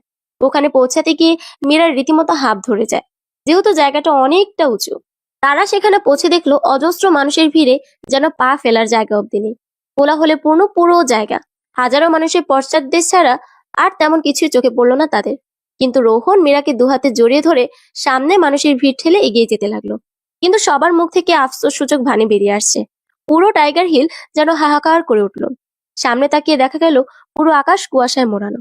চোখের সামনে দুহাত দূরের জিনিসও দৃষ্টিগোচর হচ্ছে না। তবে কি আজ আর সূর্যোদয় দেখা হবে না? মন খারাপ হয়ে গেল মীরার, আর তার সাথে রোহনেরও। যদিও সে একবারই সূর্যোদয় উপভোগ করেছে, কিন্তু মীরার জন্য তার খারাপ লাগছে। তবুও সবাই অধীর আগ্রহে অপেক্ষা করতে লাগলো, যদি সূর্যদেব একটু কৃপা করেন। রোহন মীরাকে নিয়ে একটু পাশ কেটে দাঁড়ালো। ঠিক 5 মিনিটের মাথায় পুরো আকাশে একটা শুকনো সোনালি রেখা ছড়িয়ে গেল। সবার মাঝে গুঞ্জন শোনা গেল। সবাই হই হই করে উঠল। বরাত তাহলে সবার এতটাও মন্দ নয়। একজন আরেকজনকে ঠেলা ধাক্কা দিয়ে সামনে এগিয়ে যেতে লাগলো। প্রায় সবার হাতে মোবাইল ফোন। এ যেন এক প্রতিযোগিতা শুরু হয়ে গেল, কে কার আগে এই দৃশ্য মুঠোফোনে বন্দি করবে। আস্তে আস্তে পুরো আকাশে ছড়িয়ে গেল সোনালি আভা। কেউ যেন গোটা আকাশে আগুনের স্ফুলিঙ্গ জ্বালিয়ে দিয়েছে। কাঞ্চনজঙ্ঘার পেছন থেকে ধীরে ধীরে সূর্য বের হতে হতেই যেন টুক করে পাহাড়ের চূড়ায় উঠে গেল। সূর্যটাকে দেখে তখন ঠিক মনে হচ্ছিল অগ্নিগোলক। সূর্যের প্রথম কিরণ কাঞ্চনজঙ্ঘার চূড়ায় লাগতেই যেন শুভ্র কাঞ্চনজঙ্ঘার রূপ বেড়ে গেল বহুগুণ। আস্তে আস্তে সেই আলো ছুঁয়ে গেল গোটা কাঞ্চনজঙ্ঘা। দেখে মনে হচ্ছে যেন কেউ কয়েক গ্যালন গলিত স্বর্ণ ঢেলে দিয়েছে বিশাল পাহাড়টির গায়ে। এই রূপ আসলে বর্ণনাতীত। এই রূপ শুধু দর্শন করে চক্ষু সার্থক করতে হয়। কাঞ্চনজঙ্ঘাকে পেছনে রেখে যে যার মতো পোর্ট্রেট তুলে নিচ্ছে, ফিরে গিয়ে দেখাবে এবং পোস্ট করে লাইক করবে বলেই সে এক তুলকালাম কাণ্ড বেঁধে গেল চারিপাশে। অনেকে ব্যস্ত হয়ে পড়লেন দূরবীক্ষণ যন্ত্রের সাহায্যে টাইগার হিল থেকে মাত্র 30 রুপিতে কাঞ্চনজঙ্ঘা, হিমালয়, সিকিম, নেপাল সীমান্ত ও অন্যান্য পাহাড় দেখতে। মীরার মুখ থেকে ঘুমো ঘুমো রেশ এখনো কেটে যায়নি। সূর্যের আলোয় যখন মীরার গোলাকার মুখটা যেন আরো কমনীয় লাগছে। মীরার উত্তাল করা হাসি যেন রোহনের এক টুকরো সুখ। এই রাঙা আলোয় মীরার মুখখানা দেখে তার মনে হলো এই রূপ রোজ সকালে না দেখতে পেলে সে হয়তো নিঃশ্বাস বন্ধ হয়ে মরেই যাবে। সূর্য দেখা দেবার আগের মুহূর্ত ভোলার নয়। সবাই তাকিয়ে আছে আর অপেক্ষা করছে। সূর্য যখন অলৌকিকভাবে উঁকি দিল, সেই সময়ের মানুষের অভিব্যক্তির বর্ণনা দেবার ভাষা সত্যিই অজানা। টাইগার হিলে সূর্যোদয়ের বর্ণনা অনেক পড়া হয়েছে অনেক গল্প উপন্যাসে। এবার নিজেই তা প্রত্যক্ষ করে যেন হতবিহ্বল হয়ে গেল মীরা। ওরা আসলেই সৌভাগ্যবান যে এমন স্পষ্ট সূর্যোদয় দেখতে পেয়েছে এত কুয়াশার মাঝেও। মীরা বিস্ফোরিত নয়নে তাকিয়ে আছে সেদিকে। তার চোখে মুখে খুশি ঝিলিক দিচ্ছে। এত কাছে থেকে এমন অপরূপ দৃশ্য তার আগে দেখা হয়নি। এত কাছ থেকে সূর্যোদয় দেখতে পেয়ে সূর্য প্রণাম করতে ভুলল না মীরা। পূর্ব দিকে হাত জোর করে মনে মনে জপে নিল সূর্য প্রণাম মন্ত্র। ও জবা কুসুম সংকাশং। মীরা রীতিমতো রোহনকে জাপটে ধরে উচ্ছ্বসিত গলায় বলে, thank you, thank you, thank you very much. Oh my God, এত সুন্দর কেন? রোহন হেসে ফেলল, বলল, কারণ তুমি যে দেখছো তাই। মীরা রোহনের হাতে মৃদু একটা চট দিয়ে বলে, ইস, যা তা একদম। টাইগার হিলে ভোর থেকে ফ্লাক্সে করে চা কফি বিক্রি করে অনেকেই। এই হাড় কাঁপানো ঠান্ডায় তো এমন গনগনে গরম কফি তো চাই। রোহন 20 রুপি করে 2 কাপ কফি নিয়ে নিল। এই ঠান্ডায় গরম কফির কাপে চুমুক, আহা যেন অমৃত। রোহন তার আর মীরার একটা সেলফি তুলে নিল। হাজার হোক প্রথম একসাথে বেড়াতে আসা বলে কথা। নিচে নেমে এসে ট্যাক্সি খুঁজে পেতে বেশি বেগ পেতে হলো না তাদের। সামনেই ছিল। সাথে আসা কাপড়টির সাথে গাড়িতেই পরিচয় সেরে নিয়েছিল তারা। শুভদীপ আর জুন এসেছে কোচবিহার থেকে। এটা তাদেরও বিয়ের পর প্রথম ঘুরতে আসা। তারা আসতে ড্রাইভার বলল, আরে দাদা, এত ভয় পেয়েছিলাম কুয়াশা থাকায়, ভেবেছিলাম বউকে নিয়ে টাইগার হিল আসাটাই বুঝি বৃথা হয়ে গেল। রোহন সম্মতি জানিয়ে বলল। তার বলতে সকাল 10টার দিকে একটা হোটেলে ব্রেকফাস্ট সেরে রোহন আর মীরা হাঁটতে শুরু করলো মহাকাল মন্দিরের উদ্দেশ্যে, যা কি চকবাজার থেকে খুব একটা দূরে নয়। দার্জিলিং এ বসবাসকারীদের মধ্যে বেশিরভাগই হিন্দু। এরপরে আসে বৌদ্ধ ধর্মবিশ্বাসীদের সংখ্যা। অন্যান্য ধর্মের লোকজনও বেশ কিছু আছে এখানে। নেপাল থেকে আসা লোকজনের মধ্যে হিন্দু ও বৌদ্ধ 2 ধর্মের মানুষই আছে। তিব্বতীরা সকলেই বৌদ্ধ। তাই দার্জিলিং এ বৌদ্ধ গুম্ফার পাশাপাশি হিন্দু মন্দিরও রয়েছে। এর মধ্যে প্রাচীনতার দিক থেকে মহাকাল মন্দির আর সিংহাদেবীর মন্দিরের কথা বলা যায়। এটি দার্জিলিং এর অন্যতম একটা দর্শনীয় স্থান ও অনেক পুণ্যার্থীদের জন্য তীর্থস্থান হিসেবে গণ্য। দার্জিলিং মেলের চৌরাস্তা পেরিয়ে দুটো রাস্তা, নেহেরু রোড আর ভানুভক্ত রোড, একটা গাছপালায় ঘেরা পাহাড়কে আবেষ্টন করে দুদিকে চলে গেছে। ওই পাহাড়টাই বিখ্যাত অবজারভেটরি হিল। ডান দিকের রাস্তাটা পাহাড়টা ঘিরে চলে গেছে দূরে, পাশে অসংখ্য দোকান। এটাই মহাকাল মার্কেট। ডান পাশে খাদ। এই খাদের ওপারে পাহাড়ের গায়ে ধাপে ধাপে দার্জিলিং শহরের বাড়িঘরের সুন্দর দৃশ্য। দোকানগুলোর পাশ দিয়ে কিছুটা গিয়ে রাস্তার বাঁ পাশে কয়েক ধাপ সিঁড়ি উঠে একটা চড়াই রাস্তা। এই চড়াই আঁকাবাঁকা হয়ে উঠে গেছে পাহাড়টার মাথায়। এটাই মহাকাল মন্দিরের রাস্তা। যদিও চড়াইটা অনেকটাই উঁচু, তাহলেও 10-15 মিনিটই পৌঁছানো যায় উপরে। রাস্তার দুপাশে ঘন সবুজ উঁচু উঁচু গাছ পাহাড়টাকে সাজিয়ে রেখেছে। রাস্তার দুধারে নানা রঙের প্রেয়ার ফ্ল্যাগ লাগানো। এটা দার্জিলিং এর অন্যতম বৈশিষ্ট্য। মহাকাল মন্দিরের পরিসরে ঢোকার আগে সাই বাবা, গণেশ প্রভৃতি মন্দির। এই মন্দিরগুলো পেরিয়ে আরো বেশ কয়েক ধাপ সিঁড়ি উঠে ডান দিকে কালী মন্দির, তারপরে সিংহবাহিনীর ষড়ভুজা দুর্গা মন্দির। আরো একটু উঁচুতে উঠলেই সামনে তোরণ। মীরা যাওয়ার সময় সব মন্দিরের সামনে একবার করে মাথা ঠুকে যাচ্ছিল। তোরণের ডান দিকে ড্রাগনের মূর্তি, পাশে আরেক মন্দির। তোরণ পেরোলে সামনে মহাকাল মন্দির, মাঝারি মাপের প্রাঙ্গণে মন্দির। মন্দিরের দেওয়ালের গায়ে কালো পাথরের শিবলিঙ্গ, তার নিচে 3টি সোনার আবরণে ঢাকা ছোট আকারের শিবলিঙ্গ। মন্দিরের একপাশে বৌদ্ধ চড়তেন। এই লিঙ্গ স্বয়ম্ভু, মানে যা কিনা নিজেই সৃষ্টি হয়েছে লিঙ্গ। শিবলিঙ্গের নিচে 3টি লিঙ্গ, ব্রহ্মা, বিষ্ণু ও মহেশ্বর। মীরা চারিদিকে ভালো করে নজর দেয়। মন্দিরটির সৌন্দর্য এক কথায় অনবদ্য। মীরা জিজ্ঞেস করে রোহনকে, মন্দিরটা অনেক পুরনো, তাই না? তা তো বটেই। আমি যতদূর শুনেছি 1765 সালে এই অবজারভেটরি হিলে বৌদ্ধ গুম্ফা তৈরি করেন বৌদ্ধ লামা দর্জে রিনজিং। 1782 খ্রিস্টাব্দে সেই লামা দর্জে রিনজিং এই স্বয়ম্ভু লিঙ্গ দেখতে পান। তিনি এই মহাকাল মন্দির প্রতিষ্ঠা করেন। জানালো রোহন। মহাকাল অর্থাৎ শিব। লিঙ্গের মাথার উপরে ডান দিকে সোনার ছোট গণেশ মূর্তি, পাশেই ছোট বুদ্ধ মূর্তি ও আরো বৌদ্ধ মূর্তি রয়েছে এই 3 লিঙ্গের উপরে বাঁ পাশে। একই সঙ্গে হিন্দু পুরোহিত ও বৌদ্ধ লামা দুপাশে বসে পূজা করছেন। রোহন আরো বলল, দর্জেলিং নামের এই গুম্ফা থেকেই শহরের নাম হয় দর্জেলিং। পরে ইংরেজরা একে দার্জিলিং নাম দেয়। 1815 সালে নেপাল দার্জিলিং আক্রমণ করলে গোর্খারা এই গুম্ফাতে লুটপাট চালায়। গুম্ফা ধ্বংস হয়। পরে এটি নিচে ভুটিয়া বস্তিতে স্থানান্তরিত করা হয়। মীরা শুধু শুনে যাচ্ছে রোহনের কথা। তার কথা বলতে মন চাইছে না। রৌদ্রোজ্জ্বল দিনে এই অবজারভেটরি হিলের উপর থেকে কাঞ্চনজঙ্ঘা সমেত অন্য তুষার শৃঙ্গগুলো দেখতে পাওয়া যায়। মন্দিরের চাতাল থেকে স্পষ্ট কাঞ্চনজঙ্ঘা দেখতে পেল তারা। সেটার দিকে তাকিয়ে মীরার মনে হলো, ইস, এখানেই থেকে যেতে পারলে মন্দ হতো না। মন্দিরে পূজা করতে এসেছে অনেকেই। পাথরের মেঝের উপরে এই মন্দির। মীরা, রোহন ভক্তি ভরে মন্দিরে প্রণাম করে মনের লাভ মন্দির থেকে বেরিয়ে তারা একটা লোকাল ট্যাক্সি নিয়ে চলে যায় বাতাসিয়া লুপ ও ঘুম স্টেশনের উদ্দেশ্যে। মন্দির থেকে অলস পায়ে হাঁটতে হাঁটতে বাইরে বেরিয়ে আসে তারা। নিজের দিকে বেশ অনেক দোকানপাট নিয়ে গড়ে উঠেছে মহাকাল মার্কেট। এখানে পাওয়া যায় লোকাল নানান রকম শীত পোশাক, গয়নাগাটি এবং নিত্য প্রয়োজনীয় জিনিসপত্র। মীরা ফড়িং এর মতো তিরিং বিরিং করতে করতে বাড়ির সবার জন্য কেনাকাটা করতে শুরু করে। রোহন লক্ষ্য করলো আপাত দৃষ্টিতে শান্ত ও চুপচাপ মেয়েটি আসলে কতটা প্রাণবন্ত। বেড়াতে এসে যেন মীরা একটা খোলস মুক্ত হয়েছে। কখন থেকে হাত নাড়িয়ে নাড়িয়ে বকবক করেই যাচ্ছে রোহনের সাথে। কখনো কখনো নিজে নিজেই হেসে উঠছে। বাতাসে মৃদু উঠছে ওর মুখের দুপাশে পড়ে থাকা কগাছি চুল। রোহন মুগ্ধ দৃষ্টিতে লক্ষ্য করে যাচ্ছে ওর প্রতিটা অঙ্গভঙ্গি, যেন চোখ দিয়ে মেপে নিচ্ছে মীরার 2 ঠোঁটের ভাঁজ। চোখের খাঁজের গভীরত্ব বা অতিরিক্ত হাসির দমকে কেমন ছলছল করছে ওর চোখ জোড়া। মীরা হঠাৎই রোহনের দিকে তাকিয়ে অপ্রতিভ হয়ে যায়। থতমত খেয়ে বলে, কি দেখছো ওভাবে? রোহন ঘন হয়ে আসা আওয়াজে জবাব দেয়, তোমাকে। চোখের তারা এখনো মীরার মুখের উপর স্থির। নিষ্পলক দৃষ্টি দিয়ে যেন শুষে নিচ্ছে ওর অন্তরাত্মা। মীরার অপ্রস্তুত হয়, লজ্জায় গাল গরম হয়। ফর্সা মসৃণ ত্বক বেদ করে লালিমা দেখা দেয় গালে। মীরা মুখ অন্যদিকে ফিরিয়ে বিড়বিড় করে। ইস, কথা প্রসঙ্গ পাল্টাতে বলে মীরা, তোমার হাতে ওটা কি? It's a surprise for you. সরাসরি না বলে ঘুরিয়ে উত্তর দেয় রোহন। মীরা আর কিছু জিজ্ঞেস করে না। ওর হাতটা আলগোছে ধরে হাঁটতে থাকে। তাদের পরবর্তী গন্তব্য বাতাসিয়া লুপ ও ঘুম স্টেশন। দার্জিলিং গিয়েছেন অথচ বাতাসিয়া লুপে যাননি, এরকম ভ্রমণপ্রেমীর সংখ্যা নেহাত খুবই কম।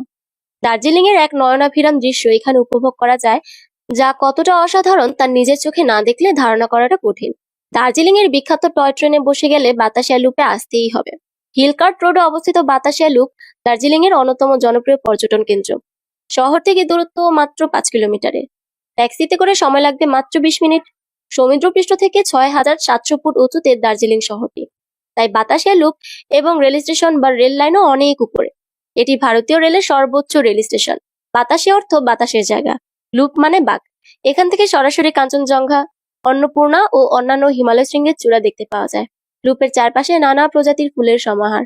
পিন্টারেস্ট মূলত পাহাড়ের শীর্ষে অবস্থিত এই কেন্দ্রটি। দেখতে অনেকটা তাই মালভূমির মতো, কোথাও উঁচু কোথাও নিচু।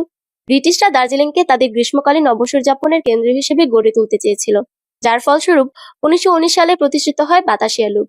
বাতাসিয়া লুপের প্রবেশপথে রয়েছে স্ট্রিট ফুডের সম্ভার।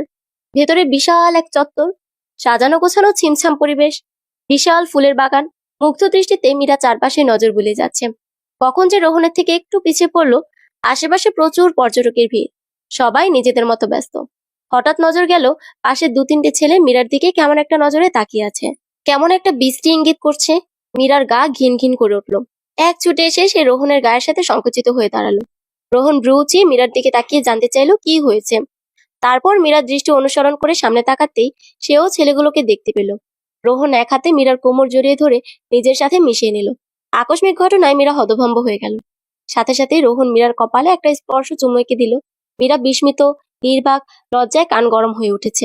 নিজেকে সামনে নিয়ে চোখ পাকিয়ে বলল, ইস, কি হচ্ছেটা কি এত এত লোকের সামনে? You don't need to worry about it. আমি সবাইকে চোখে আঙুল দিয়ে দেখিয়ে দিচ্ছি, it's my property, this territory belongs to me. রোহনের চোখে মুখে তীব্র অধিকারবোধ, এর সাথে রয়েছে মীরার প্রতি অগাধ ভালোবাসার বহিঃপ্রকাশ। মীরা তাকে দেখলো, ততক্ষণে ছেলেগুলো ওর দিক থেকে নজর ফিরিয়ে খানিকটা দূরে গিয়ে দাঁড়িয়েছে। সবুজের ছাওয়া ঘাস, পাতাবাহার, লতাবাহার ইত্যাদি বাঁধানো পথ। চত্বরের মাঝখানে বিশাল উঁচু কালচে গোলাকার স্তম্ভ। 1987 সালে স্বাধীনতা যুদ্ধে নিহতদের স্মরণে তৈরি হয়েছে বাতাসিয়া লুপ। বৃষ্টি থেকে রক্ষা কিংবা বিশ্রাম নেওয়ার জন্য কিছু ছাউনিও রয়েছে। বাগানের একপাশে দাঁড়ালেই দেখতে পাওয়া যায় টয় ট্রেন। এই টয় ট্রেনে ওঠার প্রধান আকর্ষণ হচ্ছে এর মধ্যে চেপে বাতাসিয়া লুপ পার হওয়া। ছোট্ট খেলনা রেলগাড়িটা যখন ঝিকঝিক করে হুইসেল বাজিয়ে সবুজ ঘাসে মোড়া নানা রঙের ফুলের বাগানে চক্রাকারে ঘুরতে ঘুরতে এগিয়ে আসবে, দাঁড়াবে, আবার পাক খেয়ে চলে যাবে, তখন মন্ত্রমুগ্ধের মতো চেয়ে থাকা ছাড়া উপায় নেই। লুপের বাইরে একটু নিচের দিকে নেমেই পাওয়া গেল নানা ধরনের রেস্টুরেন্ট। একটা রেস্টুরেন্টে ঢুকে তারা দুপুরের খাবার সেরে নিল। বাতাসিয়া লুপ এবং আশেপাশে সাইট সিইং করে যখন তারা হোটেলে ফিরে এলো তখন দুপুর 3টা। রুমে ঢুকেই বেডে শরীর এলিয়ে দিল মীরা। রোহন সোজা ওয়াশরুমে ঢুকে গেল। 10 মিনিট পর বেরিয়ে এসে বলল, বেশি সময় নেই, সব প্যাকিং করে নাও, আমাদের বেরোতে হবে। মীরা অবাক হয়ে বলল, মাত্রই তো ফিরলাম, এখন আবার কোথায় যাব, তাও সবকিছু প্যাকিং করে? রোহনের মুখে দুষ্টুমি মাখানো হাসি। মীরা এবার বিভ্রান্ত হয়। সকালবেলায় নাম না জানা পাখিদের কলকাকলিতে ঘুম ভেঙে যায় মীরার। হালকা চোখ পিটপিট করে চাইতে দেখে পাশে রোহন উপর হয়ে ঘুমিয়ে আছে। আহা, মানুষটা ঘুমন্ত চেহারায় কি যেন একটা মায়া। মীরা আলতো করে ছুঁয়ে দেয় রোহনের চোখের পাতা, ঠোঁট, চিবুক। হোমস্টের কাচের জানালা ভেদ করে এক মুঠো নরম রোদ এসে পড়েছে মেঝের উপর। একটু ভালোভাবে কান পাততেই শোনা যাচ্ছে খাদের কিনারায় ঝর্ণার কলকল ধ্বনি। মন এক অন্যরকম ভালো লাগায় আচ্ছন্ন হয়ে আছে। রোহনের লোমশ বুকে মাথা ঠেকিয়ে তার শরীরের নিজস্ব গন্ধটা নাকে টেনে নেয় সে। ভেজা ঠোঁটজোড়া আলতো করে ছুঁয়ে যায় রোহনের গলার ভাঁজে। প্রতি উত্তরে তাকে জড়িয়ে ধরা হাতের বাঁধনটুকু আরেকটু শক্ত করে রোহন। সুতীব্র অধিকার বোধে মীরার কমনীয় কোমরে রোহনের গ্রিপ যেন আরেকটু নিবিড় হয়ে আসে, যেন তাকে বুঝিয়ে দিচ্ছে এই জীবনে মীরাই তার প্রায়োরিটি। তার আগে কেউ ছিল না, আর তারপরেও কেউ থাকবে না। রোহন কিছু সময়ের জন্য সজাগ হয়ে আবারও তলিয়ে যায় ঘুমের জগতে। নরম উষ্ণ শয্যা ত্যাগ করে মীরা কাঠের মেঝেতে পা রাখে, আর সাথে সাথে তার সারা শরীর তীব্র শীতে শিরশির করে ওঠে। আচ্ছা, এই ভোর সকালে ত্বকদার তাপমাত্রা কত হতে পারে? কাল রাতে ঘুমানোর আগে দেখেছিল 10 ডিগ্রি সেলসিয়াস। এখন কি বেড়েছে নাকি কমেছে? মীরা বিছানার পাশ থেকে মোটা একটা শাল জড়িয়ে নেয় শরীরে। রোহনকে ঘুমন্ত অবস্থায় ঘরে রেখেই সে পা টিপে টিপে বাইরে বারান্দায় এসে দাঁড়ালো। চারদিকে তখন কেবল ভোরের সূচনা। আড়মোড়া ভেঙে জেগে উঠেছে স্নিগ্ধ চা বাগান। পূর্বাকাশে সূর্যের লালিমা ছড়িয়ে পড়েছে। একটু পরেই আকাশের বিশাল ক্যানভাসে মাথা তুলে দাঁড়ালো কাঞ্চনজঙ্ঘা। সূর্যের রশ্মি চূড়াতে পড়তেই যেন হীরকখণ্ডের মতো জ্বলজ্বল করে ওঠো পুরো উত্তরের আকাশ জুড়ে। মেঘের উপর থেকে যেন কাঞ্চনজঙ্ঘা মাথা বের করে রেখেছে। বারান্দার চারিপাশে এসে জমা হয়েছে খণ্ড খণ্ড তুলোর মতো মেঘ। মীরার গা ছুঁয়ে সেগুলো তাকে সিক্ত করে যাচ্ছে। একটা হিমশীতল হাওয়া এসে যেন মীরার পুরো সত্তাকে নাড়িয়ে দিয়ে গেল। এত সুন্দর কেন হয় পাহাড়ের রূপ? ওই কাঞ্চনজঙ্ঘার পরতে পরতে কি হীরক চূর্ণ রাখা হয়েছে, যার আলোকচ্ছটায় উদ্ভাসিত হচ্ছে পুরো হিমালয়। ঠান্ডা বাতাস মীরার শরীরে কাঁপন ধরিয়ে দিচ্ছে। এই ঠান্ডাতেও তাই মীরা ঠায় দাঁড়িয়ে রইল। হঠাৎ পেছন থেকে একটা অভ্যস্ত হাত মীরার শরীরটাকে চাদরের মাঝে নিজের শরীরের সাথে জড়িয়ে নিল। একটু পেয়ে মীরা ছোট আদুরে বেড়াল ছানার মতো ফুটিয়ে গেল ওই হাতের বাঁধনে।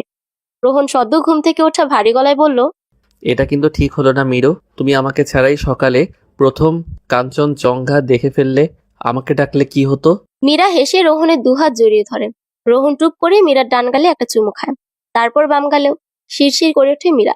তাগদা কথাটি এসেছে একটি ল্যাপচা শব্দ তুগদা থেকে, যার আক্ষরিক অর্থ কুয়াশা। এই নামের কারণ প্রায় এই সমগ্র জায়গাটি কুয়াশাচ্ছন্ন থাকে। দার্জিলিং থেকে 28 কিলোমিটার দূরে 4000 ফুট উচ্চতায় এক শান্ত সুন্দর চা বাগান ও জঙ্গল ঘেরা জনপদ তাগদা।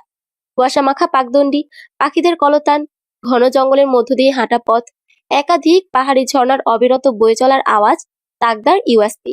1900 দশকের গোড়ার দিকে ব্রিটিশ মিলিটারি ক্যান্টনমেন্ট গড়ে ওঠে তাগদায়। এই সময় বেশ কিছু সিনিয়র অফিসাররা এই জায়গা পরিদর্শনে আসতেন প্রায়শই। এরই ফলস্বরূপ এখানে প্রায় 40-এর কাছাকাছি ব্রিটিশ বাংলো গড়ে ওঠে। এগুলির সবই অন্তঃসজ্জা একদম ব্রিটিশ ধাঁচের এবং একই রুচি সম্পন্ন। এরপরে ইংরেজরা যখন এদেশ ত্যাগ করে তখন এই বাংলোগুলি নিলাম হয়, যার মধ্যে বেশিরভাগই এখন হেরিটেজ বাংলো বা হোমস্টে হিসেবে বহু স্থানীয় মানুষের জীবিকার্জনের উৎস। বেশ কিছু স্কুলও হয়েছে এই বাংলোগুলোতে। এমনই একটি হোমস্টেতে উঠেছে মীরা এবং রোহন। কাল সন্ধ্যার মুখে তারা এসে উঠেছে এখানে। এটা দার্জিলিং এর অন্যতম অফবিট ডেস্টিনেশন। এখানে তেমন মানুষের আনাগোনা নেই। চারিদিকে যতদূর চোখ যায় শুধু সবুজ, বিভিন্ন ঘর ফেরতা পাখির কথোপকথন, আর সবচেয়ে মনে রাখার মতো সারাক্ষণ একটি অদৃশ্য ঝর্ণার আওয়াজ। এই ধ্বনি মূর্ছনা মাতাল করলো নিমেষে। সকাল 9টায় তাদের রুমে ব্রেকফাস্ট দেওয়া হলো। ব্রেকফাস্ট করে তারা বেরিয়ে পড়লো আশেপাশের দর্শনীয় স্থানগুলোতে একটু ঢু মারতে। পারতপক্ষে তকদার এদিকে প্রচুর ঘোরাঘুরির জায়গা, কিন্তু জনমানুষের নজর এড়িয়ে দার্জিলিং এর সবচেয়ে সুন্দর পাহাড়ি ঢালে সুবিন্যস্ত চা বাগান রংলিওর চা বাগান এখানেই। এই চা বাগানের শোভা সামনে থেকে না দেখলে বিশ্বাস করা মুশকিল। মনে হয় যেন শিল্পী খুব যত্ন করে তার তুলি টানে এঁকে দিয়েছেন এই সুন্দরী পাহাড়ি রাজকন্যাকে। এছাড়া গিলে নামরিং, তিস্তা ভ্যালি প্রভৃতি চা বাগানগুলো এখানেই। নানা পাখির ডাকে ও রূপে গন্ধের শোভায় সে যেন এক মায়াবী পরিবেশ। আর এখন মার্চ মাস হওয়ায় চা বাগানে চারিদিকে সবুজের ছড়াছড়ি। কেননা ডিসেম্বর থেকে মার্চ চা পাতা তোলা হয় না। রংলিওর চা বাগান থেকে আরেকটু নিচের দিকে 2 কিলোমিটার নামলেই গিলে ভঞ্জং বাজার ক্রসিং ভিউ পয়েন্ট। এখান থেকে দাঁড়িয়ে কালিম্পং, দুরপিন, টাইগার হিল, রামবিখোলা প্রভৃতি জায়গাগুলি দেখা যায়। এ দৃশ্য এক কথায় অনবদ্য। এছাড়া তাগদা বাজার থেকে 6 মাইল যেতে রয়েছে তাগদা অর্কিড সেন্টার। রং বেরঙের অর্কিড দেখে মুগ্ধতার রেশ রয়ে গেল অনেকক্ষণ। হোমস্টেতে ফেরার পথে গাড়ি থামিয়ে একটা ইউরোপীয় স্টাইল কটেজের সামনে নামলো। পাহাড়ের পাথুরে পথে রোহনের হাত ধরে সাবধানে সামনে এগিয়ে যাচ্ছে মীরা। পেছন থেকে একটা কিন্নর নারী কণ্ঠের ডাকে থেমে গেল তারা। পেছনে ফিরে দেখতে পেল তৃষা ডাকছে ওদের। তৃষা ছিল রোহনের ব্যাচমেট। এগিয়ে গিয়ে হাসি মুখে জিজ্ঞেস করলো রোহন, কি রে, কি খবর তোর? আমার খবর তো ভালোই। তা হানিমুনে বুঝি? হ্যাঁ, সেরকমই কিছুটা। এবার মেয়েটি মীরার দিকে তাকিয়ে বলল, হাই নীরা, তুমি আমায় চিনবে না, কিন্তু আমি তোমায় অনেক আগে থেকেই চিনি। আমি রোহনের ফ্রেন্ড তৃষা। মীরা কিছুটা ইতস্তত করে উঠল। মেয়েটা তাকে নীরা বলে ডাকছে কেন? শোনো নীরা, তোমার বিয়েতে আসতে পারিনি ঠিকই, কিন্তু তোমার প্রতি তোমার এই পতিদেবের প্রেমে হাবুডুবু খাওয়ার ইতিহাস কিন্তু ঠিকই জানি। বলেই জোরে জোরে হাসতে লাগলো তৃষা। রোহন একটা দীর্ঘশ্বাস ফেলে বলল, ওর নাম নীরা নয়, ওর নাম মীরা। তৃষা সন্দিহান চোখে তাকায় রোহনের দিকে, তারপর একটা ঝাড়ি মেরে বলে, ইয়ার কি মারছিস নাকি? এতদিন ধরে না জানলাম ওর নাম নীরা, এখন মীরা হয়ে গেল কিভাবে? এটাই তো ভুল হয়েছিল রে তৃষা, এই এক নামের জন্যই তো যত গন্ডগোল। মীরা বিস্ময়ের সপ্ত আসমান থেকে পড়ে। এসব কি বলছে ওরা? বেলা 3টা। তকদার আকাশে সূর্য হেলে এসেছে অনেকটাই। রাস্তা পেরিয়ে তিস্তা নদীর পাশে এসে দাঁড়ায় ওরা 4 জন। রোহন, মীরা, তৃষা আর তৃষার হাজবেন্ড অমিত। বিবাহিত জীবনের 2 বছর পূর্তি উপলক্ষে তারা দুইজনও একটা মিনি হানিমুনে এসেছে। কুলকুল ধ্বনিতে শ্রান্ত নীলজল বয়ে যাচ্ছে, আর পাশেই তারা উচ্ছ্বসিত বাকালাপে মজে। কিন্তু মীরা কিছুতেই সেদিকে মনোযোগ দিতে পারছে না। তার দৃষ্টি তখন অসীম নীল আকাশের পানে। ভেবে চলেছে একটু আগের তৃষার বলা কথাগুলো।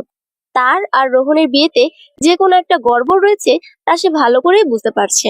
এই যে ভাবিছি, কি এত ভাবছো? তৃষার ডাকে চমকে সেদিকে তাকায় মীরা। পাশের 3 জোড়া চোখের দৃষ্টি তখন তার উপর। মীরা অপ্রস্তুত হাসে। রোহন তখন হালকা করে তার একটা হাত জড়িয়ে নিয়ে বলে, তুমি ঠিক আছো? শরীর খারাপ লাগছে? মীরা দুপাশে মাথা নাড়িয়ে বোঝায় সে ঠিক আছে। তারপর আস্তে করে বলে, আচ্ছা আপু, ওই সময় তুমি কি যেন বলছিলে আমার নাম নিয়ে? মীরার প্রশ্ন শুনে ফিক করে হাসে তৃষা। তারপর বলে, ও তাহলে এই ব্যাপার, এটা নিয়েই ভাবছো তুমি? তারপর আবার রোহনের দিকে তাকিয়ে বলে, এই তুই ওকে কিছু জানিসনি? রোহন হালকা করে বলল, জানানোটা এত প্রয়োজন মনে করিনি। তুই কি কিছুই জানিসনি ওকে? তুই যে ওকে আরো 3 বছর আগে থেকেই চিনিস। এবার মীরার আক্কেল গুরুম হওয়ার পালা। বলে কি 3 বছর? মানে রোহন আগে থেকেই মীরাকে চিনতো? মীরার মনের ভেতর একসাথে হাজারটা রং মশাল জ্বলে উঠল। রোহন ওকে আগে থেকেই ভালোবাসতো। তবে তবে নীরার জন্য বিয়ের প্রস্তাব পাঠিয়েছিল কেন? তৃষা আবারও বলা শুরু করে, ধন্যী ছেলে তুই মাইরি। আরে মীরা শোনো না, তোমরা যেবার ভার্সিটির ফার্স্ট ইয়ারে ভর্তি হলে তখন আমরা মাস্টার্সে, তা ক্লাসে কেউই বেশি একটা যায় না। একদিন কি হলো, ডিপার্টমেন্ট থেকে জরুরি তলব, যেতেই হবে। তো আমরা সবগুলো সেদিন জড়ো হলাম ডিপার্টমেন্টের সামনে, সবাই নিজেদের মধ্যে আড্ডায় ব্যস্ত। সেদিন আবার ছিল তোমাদের নবীনবরণ অনুষ্ঠান। তৃষার কথার মাঝে রোহনের মন এই পাহাড়ি আবহাওয়া ছেড়ে চলে গেল আজ থেকে প্রায় 3 বছর আগের ভরা বসন্তের রৌদ্রোজ্জ্বল দিনে। ঘড়ির কাঁটা তখন বেলা 11টা ছুঁই। ইউনিভার্সিটির অডিটোরিয়াম থেকে ভেসে আসছে মৃদু কোলাহল। সূর্যের আগুনিয়া তাপ যেন ঝলসে দিচ্ছে চারিপাশ। এমন সময় এক হাতে শাড়ি সামলে তাড়াহুড়ো করে অডিটোরিয়ামের সামনে এসে দাঁড়ালো এক নারী মূর্তি। আরেক হাতে পার্সটা শক্ত করে ধরে কপালের ঘাম মুছে নিল, আর সাথে পাতলা আঙ্গুলগুলো কপালের ঘামে লেপ্টে থাকা চুলগুলোকে আস্তে করে কানের পেছনে গুজে দিল। কালো শাড়িতে গায়ের ফর্সা রংটা যেন দুধি ছড়াচ্ছে। লম্বা কালো চুলগুলো বেনি করে ঘাড়ের একপাশে ফেলে রাখা। কালো কাজলে হরিণী চোখের অধিকারী সেই মেয়েটিকে জাস্ট হাঁ করে দেখে যাচ্ছিল রোহন। ফুস করে নিঃশ্বাস ফেলে হাত ঘড়িতে সময় দেখে নিয়ে অডিটোরিয়ামে ঢুকে গিয়েছিল মেয়েটি। সেই মেয়েটিই ছিল মীরা। তারপর অজস্র বার ক্যাম্পাসে, ক্যান্টিনে, ভার্সিটির সামনে মীরার সঙ্গে দেখা হতো রোহনের, কিন্তু কখনো আই কন্ট্যাক্ট হয়নি। কখন যে এই চুপচাপ শান্ত মেয়েটিকে ভালোবেসে ফেলেছিল সে, গড নোজ। তৃষার কথায় নিজের ভাবনা থেকে বাস্তবে ফিরে এলো রোহন। আরে জানো না তো মীরা, যে ছেলে কিনা দরকার ছাড়া কোনোদিন পারতপক্ষে ক্যাম্পাসে পা দিত না, তোমায় দেখার পর তো ক্লাস ছাড়া এমনিও এসে বসে থাকতো, আর আমরা সবাই হাসাহাসি করতাম এটা নিয়ে। তখনই কেউ একজন বলল যে তোমার নাম নাকি নীরা। কেউ তোমাদের ভুল ইনফরমেশন দিয়েছিল আপু? সেটাই তো দেখছি। তা রোহন তোমায় এসব কিছুই বলেনি? সন্দিগ্ন কণ্ঠে জিজ্ঞেস করে তৃষা। এবার মীরা কটমটে চোখে দাঁত চিবিয়ে চিবিয়ে কোনো মতে বলে, না, আমাকে কেউ কোনো কথা জানানোর প্রয়োজন মনে করে না। মীরার কথা শুনে এক হাতে মাথা চুলকে একটা ক্যাবলা মার্কা হাসি দেয় রোহন। আজ তার কপালে কি আছে কে জানে। পাহাড় বড় রহস্যময়। একটু আগেই ঝকঝকে রোদ ছিল, হঠাৎ চতুর্দিক কেমন যেন অন্ধকার হয়ে গেল। অতর্কিতে যেন এক বিপদের সংকেত নিয়ে হাজির হলো কালো মেঘের দল। হু হু করে বইতে লাগলো হিমশীতল হাওয়া। তখন দুপুর গড়িয়ে গেছে।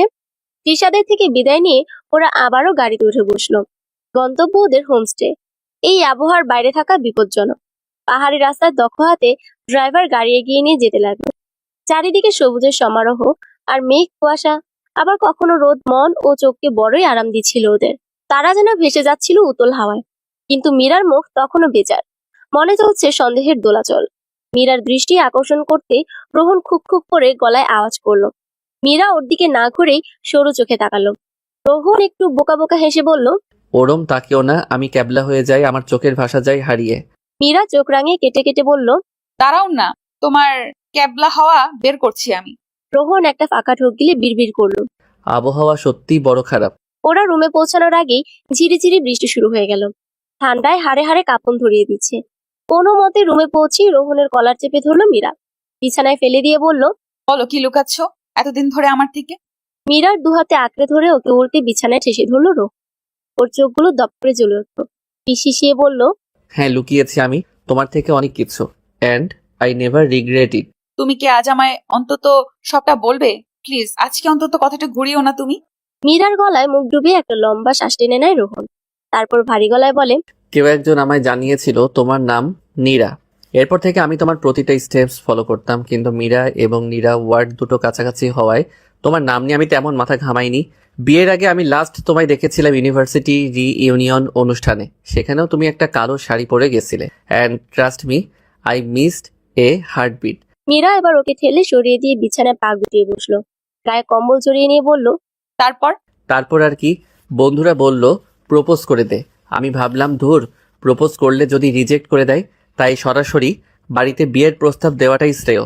যেহেতু আমি জানতাম তোমার নাম নীরা, তাই অবভিয়াসলি নীরার জন্যই প্রস্তাবটা নিয়ে যাওয়া হয়েছিল। রোহনের কথা শুনে মীরার মুখ জাস্ট হা হয়ে গেল। এত কিছু? ওর মুখের ভঙ্গি লক্ষ্য করে আবারও বলল রোহন। আরে এখনই এত অবাক হলে চলবে নাকি? পিকচার তো আভি বাকি হ্যাঁ। আমি তো জানতামই না এত কিছু। তোমাদের বাড়িতে মেয়ে দেখতে যায় মা আর মামা। আমি তাদের জানিয়েছিলাম যে তুমি অনার্স 3rd ইয়ারে পড়ো, কিন্তু মামা এসে জানায় যে আমি ভুল জানি, অর্থাৎ মেয়ে অনার্স 3rd ইয়ারে না ফাইনাল ইয়ারে পড়ে। তারপর আমি বললাম মেয়ের ছবি দেখাও তো একটু, অ্যান্ড বিলিভ মি, নীরার ছবি দেখে আমি একটা 1000 ভোল্টের শক খাই। তুমি ভাবতে পারছো ওরা মেয়েকে পছন্দ করে আশীর্বাদ করে এসেছে। এখন আমি যদি বলি যে আমি বিয়েটা করব না, আমার মা হয়তো কিছু বুজুং ভাজুং দিয়ে বিয়েটা ভেঙে দেবে। কিন্তু তোমার বাবাকে কিরে যদি বলি যে আমি আপনার বড় মেয়েকে না আপনার ছোট মেয়েকে বিয়ে করতে চাই, নিশ্চয়ই উনি ড্যাং ড্যাং করে বিয়ে দিতে রাজি হবেন না। মীরার তখন আর কিচ্ছু বলার নেই। এক নাম বিভ্রান্তির জন্য এত কিছু? ও মাই গড! এবার মীরা চোখ শুরু করে বলল, তাই তুমি নীরাকে কিডন্যাপ করার প্ল্যান করলে? অনেকটা সেই রকমই। কেননা রিজু নীরাকে অনেক বোঝানোর পরও নীরা এই বিয়েতে রাজি হয়েছিল। তুমি হয়তো জানো না, রিজু আমাদের অফিসেই চাকরি করে। ওই প্রথম আমাকে ওদের রিলেশনের ব্যাপারে জানিয়ে বলে যে বিয়েটা যেন আমি ভেঙে দেই। কিন্তু ওই যে বললাম, নীরার সাথে বিয়ে তো ভেঙে দিতেই পারি, কিন্তু পরে তো তোমার বাবা তোমার সাথে আর বিয়েটা আমার দেবেন না। তাই সব দিক বিবেচনা করে নীরাকে কিডন্যাপিংটাই সবকিছু সমাধান ছিল। মীরা দুহাতে মাথার চুল খামচে ধরে বিছানায় শটান শুয়ে পড়ল। মুখ থেকে না চাইতো একটা দৃঢ় শ্বাস বেরিয়ে এলো। বিভ্রান্তের মতো শুধু এটাই বিড়বিড় করে যাচ্ছে। ও my god, O my god, এতটা ক্রিমিনাল মাইন্ডেড তুমি? রোহন তার 32 পাটি দাঁত বের করে একটা ক্লোজ আপ হাসি দিয়ে বলল, তোমার মতো ডেঞ্জারাস সুন্দরীকে তুলতে হলে একটু ক্রিমিনালি তো করতেই হয় babes. Black soft chiffon georgette sari, বর্ডারে ভারী সিকোয়েন্সের কাজগুলো শাড়িটিকে করে তুলেছে আরো সুন্দর। সাথে ব্ল্যাক সিকোয়েন্সের ডিপ নেক ব্লাউজ, কানে ভারী কুন্দনের কাজ করা ঝুমকা। তবে এটাই ছিল রোহনের সারপ্রাইজ। কাল দুপুরে মার্কেট থেকে এগুলোই কিনেছিল ও। রোহনের পছন্দ আছে, মানতেই হবে। ফ্রেশ হয়ে এসে শাড়িটা গায়ে জড়িয়ে নিল মীরা, আর সাথে রোহনের পছন্দের পারফিউমটাও গায়ে মাখতে ভুলো না। পুরো রুম জুড়ে ছোট ছোট মোমবাতি জ্বালানো, সাথে আছে পাহাড়ি বুনো ফুলের মাতাল করা গন্ধ। খোলা জানালা দিয়ে বৃষ্টির ছাত এসে ঢুকেছে ঘরে। হালকা বাতাসে জানালার পর্দাগুলো দুলছে। মোমের আলোয় মীরাকে লাগছে কোনো কল্পলোকের অপসরের মতো। মুখের মৃদু হাসি আর সপ্রশংস দৃষ্টি দিয়ে রোহন বুঝিয়ে দিল তার ভালো লাগা। মীরা লাজুক হেসে দৃষ্টি অবনত করে। তার অন্তরাত্মায় ক্রমাগত ধূপকণে বৃদ্ধি পাচ্ছে। রোহনের ওই অন্তর্ভেদী দৃষ্টি যেন শুষে নিচ্ছে তার ভেতরটুকু অব্দি। রোহন মৃদু হেসে এক হাতে মীরার কোমর পেঁচিয়ে ধরল, তারপর হেঁটে চলে এলো জানালার কাছে। বৃষ্টির বেগ তখন কমে এসেছে। বাইরে থেকে আসা মৃদু বাতাসে কেঁপে কেঁপে উঠছে ওরা দুজনে। রোহন হালকা হাতে মীরার পিঠের উপর ছড়িয়ে থাকা কালো সর্পিল চুলগুলোকে ঘাড়ের একপাশে এনে রাখলো। তারপর ঠোঁট ছোঁয়ালো ওর উন্মুক্ত পিঠে। বৃষ্টি ভেজা বুনো হাওয়াটা প্রাণ ভরে টেনে নিয়ে বলল মীরা, ব্যাপারটা কি? লাস্ট নাইট অফ হানিমুন বলে কথা, ইট শুড বি স্পেশাল। হালকা হাসির দমকে একটু সরে গেল মীরা। ওর দিকে এগিয়ে এসে একটু ঘনিষ্ঠ হলো রোহন। তারপর কানের কাছে ফিসফিসিয়ে বলল, আই অ্যাম অল ইয়োর্স। তোমার তো ভয় পাওয়ার কোনো কারণ নেই। এটা তো তোমার সংসার সেই শুরু থেকেই। এটা হলো আমার মীরার সংসার। বাই দ্য ওয়ে, তুমি কবে আমায় এত ভালোবাসলে? রোহনের মুখে মিটিমিটি হাসি। মীরা কোনো উত্তর না দিয়ে মুখ লুকালো তার বলিষ্ঠ বুকে। থাকুক না কিছু অজানা, অন্তরালে ভালোবাসাটা থাক। সমাপ্ত।